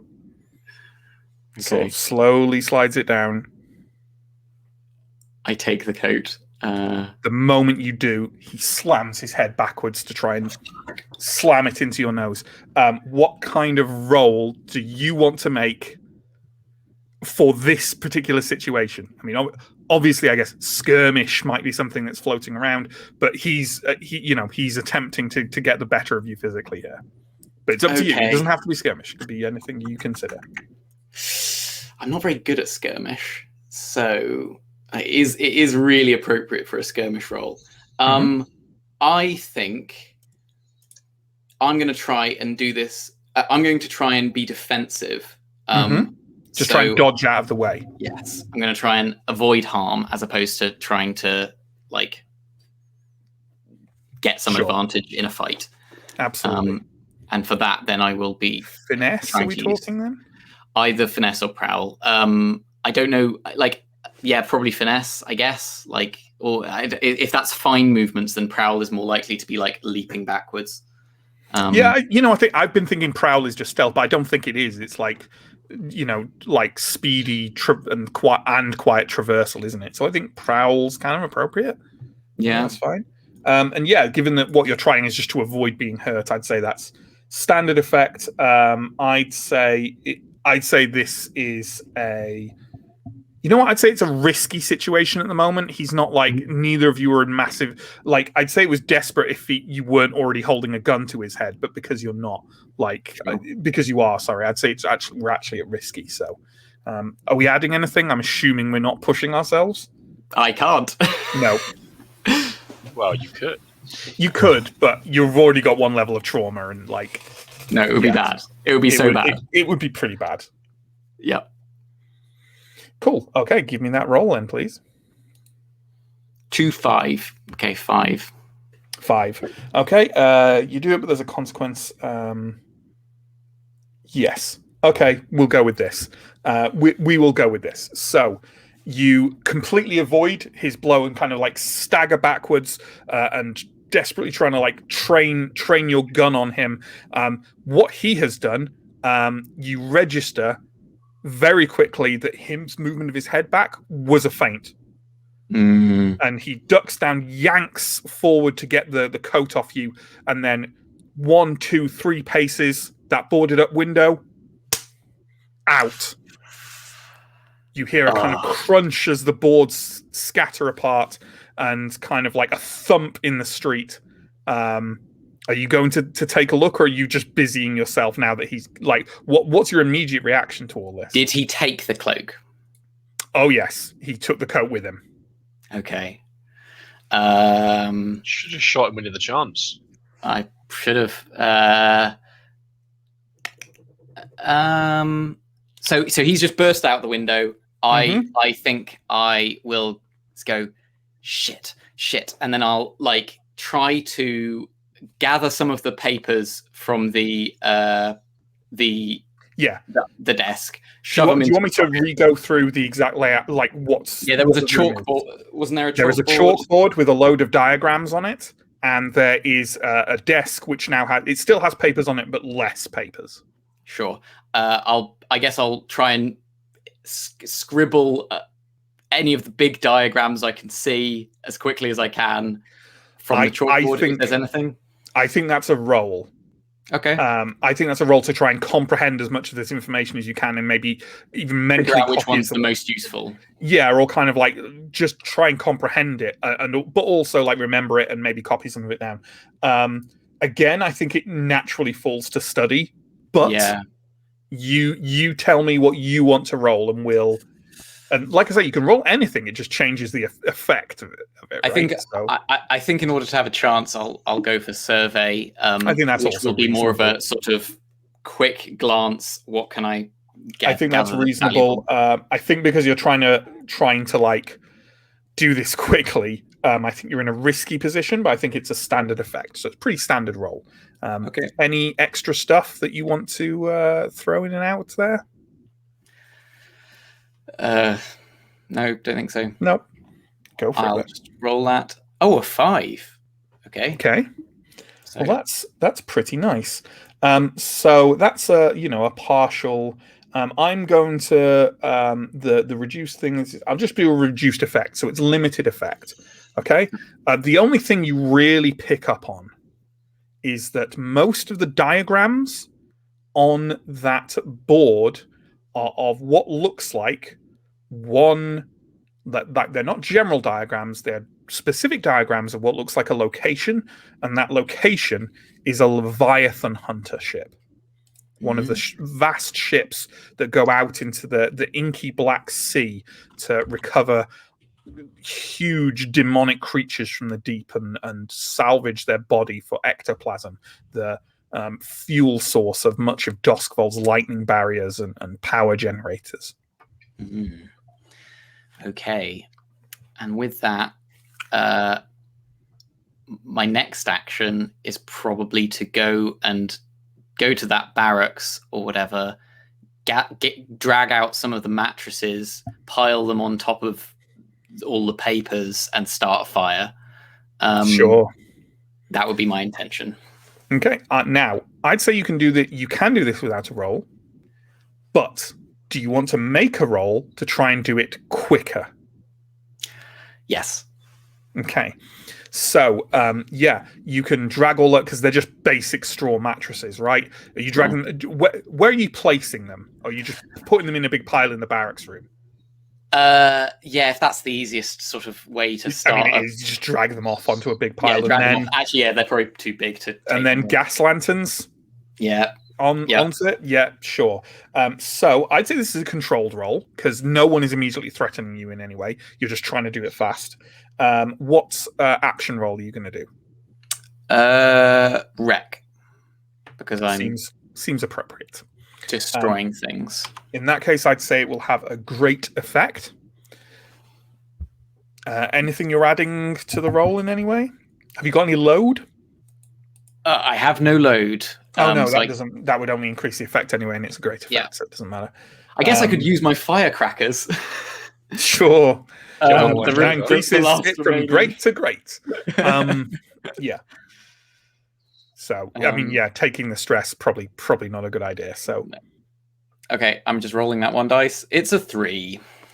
It's a 3. Okay. Well, you know what? We didn't actually ask about assistance. I think you could call you can just hear your crewmates talking downstairs now, probably something along the lines of how the hell do we get up now? And maybe they've got some flammable stuff they could throw up to you and you could use extra because we didn't offer it. So I think it's only fair to offer it and give you you can maybe give an extra die as a roll. I mean, do we think there are other grey cloaks in the building that we're trying to avoid, or you have no idea? There's no if we wanted to grab a box of tobacco, it's not like we're thinking we're currently under fire or something. Because tobacco is really flammable. And no, not at all. Yeah. Then yeah. I think we can freely talk with each other. Like I will in fact say there's no other great. If they are, they must be hiding because no one is accosting you, and you can hear Echo moving around upstairs. Echo, you can hear them talking downstairs, so you can freely kind of interact. We don't know it's Echo yet. So do we know it's Echo moving around upstairs or no? Sure, I'm happy for you to have made contact with each other. All right, cool. I would be happy to roll go and if you want. Go and get the most flammable thing I can find, or what I think is the most flammable, and pass it up to Echo. Yeah, I think what we could probably do is pile up move some of these crates of tobacco over to the demolished staircase, and then kind of stand on top of them and pass more crates up, and then that way we can kind of rebuild the staircase somewhat. And this stuff's going to be really flammable, I imagine. It's all dried leaves. Sure. Yeah. So who wants to take the stress for assisting? I will. Cool. So Silver passes up some further tobacco to you. Do you want to make that roll an extra die now? Sure, I will roll one extra die. It's a 4, so. Well, that was worth one, right? Okay.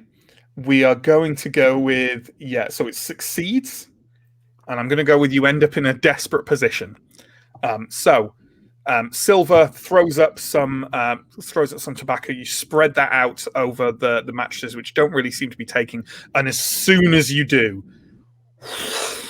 it erupts in flame like a bonfire in the middle of the room that immediately starts spreading to the bunks around it and some chests that look to have maybe possessions in, and the fire is erupting up the walls of this building, which is decrepit and dry, and the desperate position you are in, Echo, is you're now in a house that's on fire, and there are no stairs leading downwards. So, what are you going to? The others, you could just run out of the front or out of that back window. Echo, how are you getting out of this now starting to blaze building? I think I don't think it's good to go out the top, so I will attempt. Actually, if it was good enough for the guy who escaped from, it must be good enough for me. Sure. So I will look to the open window and attempt to exit via said open window. Cool. He just seemed to dive and roll out. Are you going to do that, or are you going to kind of try and clamber down a bit more safely? I'll try and clamber down a bit more safely. Okay. Is this another prowl roll? Yeah. You could use the fire escape. I'm hoping so. Oh yeah, the one that you've destroyed. Well, look, it's not that rickety. Windows facing it as well. Yeah. So, is this a prowl roll? Do we think? Yeah, I'm going to go for a prowl roll. Yeah. Okay. Yeah, I'd say that's standard effect, and it's desperate. Okay. Well, I'm rolling it. Ugh. 2-2. So that's a failure. Now, according to this, you should lose this opportunity for action, but I don't like. And we're also nearing the end of the stream, and I want to wrap it up. So I will have you escape. But falling to your death. Yeah, well, I think that's. I don't know what is severe harm technically. Is that like 2 or 3? God. Like which one? I think that might be 3. I'm not sure. Let's see. I think it is. Yeah, I think it is a 3. So like as the fires are burning, my little mouth goes, "Are we home?" And yeah, dude. Yeah. Shut up. Basically, you clamber out of the window and try and carefully make your way down. As soon as you do so, you reach down for a kind of a brick that's coming out of the wall, and it just crumbles in your hand, and you come down right on your feet, and you feel your leg shatter. And you topple to the ground with a wail. Can you give yourself a tier 3 harm of broken leg, please? Can I attempt to resist this? You absolutely can attempt to resist this. Oh, this is going to be so bad because I only have 1 stress of leeway, which is a nightmare. How many dice are you rolling, though? Fuck. That's pretty bad. I think I have to go for it, though. I think I have to. That is a prowess roll. Yeah. You don't have to go for it. You can just take a broken leg. It's it's a good point. Which is worse, a tier 3 harm now that you have a doctor as well, or the quite strong possibility of gaining another trauma? If you hit 9 stress, do you get a trauma? Yes. You don't have to go. No. It's hitting 9. So you can't take any. No. What's your prowess? So my prowess is 3. Give you the maths on this. Your prowess is 3. That's pretty strong. But effectively, if I'm correct here, you have to roll 1 or more 6s to not gain a trauma. Yeah. What's it's 50%, right? It's 50-50. If it's 3 dice, right, John? Is it? I know it doesn't quite work. It's like probability of rolling at least 1 is 1 minus the probability of not rolling any. I'm calculating it now. Oh wow! The Thank you. They're getting out here. Oh, the tension will be resolved. We need this XCOM probability. The temptation right now is just to go. I'm just calculating it to go. That's the end of the session, folks. Let's It's 125 over 216. That sounds like 1 out of 2. No, I've got a 57% odd of success. That sounds about right. That sounds right to what John said, I think. So that sounds an excellent. That's your XCOM roll. 57%. Yeah. Or is it a 57% odds of failure? No, it should be 57% chance to succeed, shouldn't it? Oh no, I think it's a failure. It is because it was. Mine was like 125 over whatever I said, and then it's 1 minus that. So I'm gonna roll this dice. Oh god. Confused. Okay, ready? Let's go. 2, 3, 6. Wow. Okay.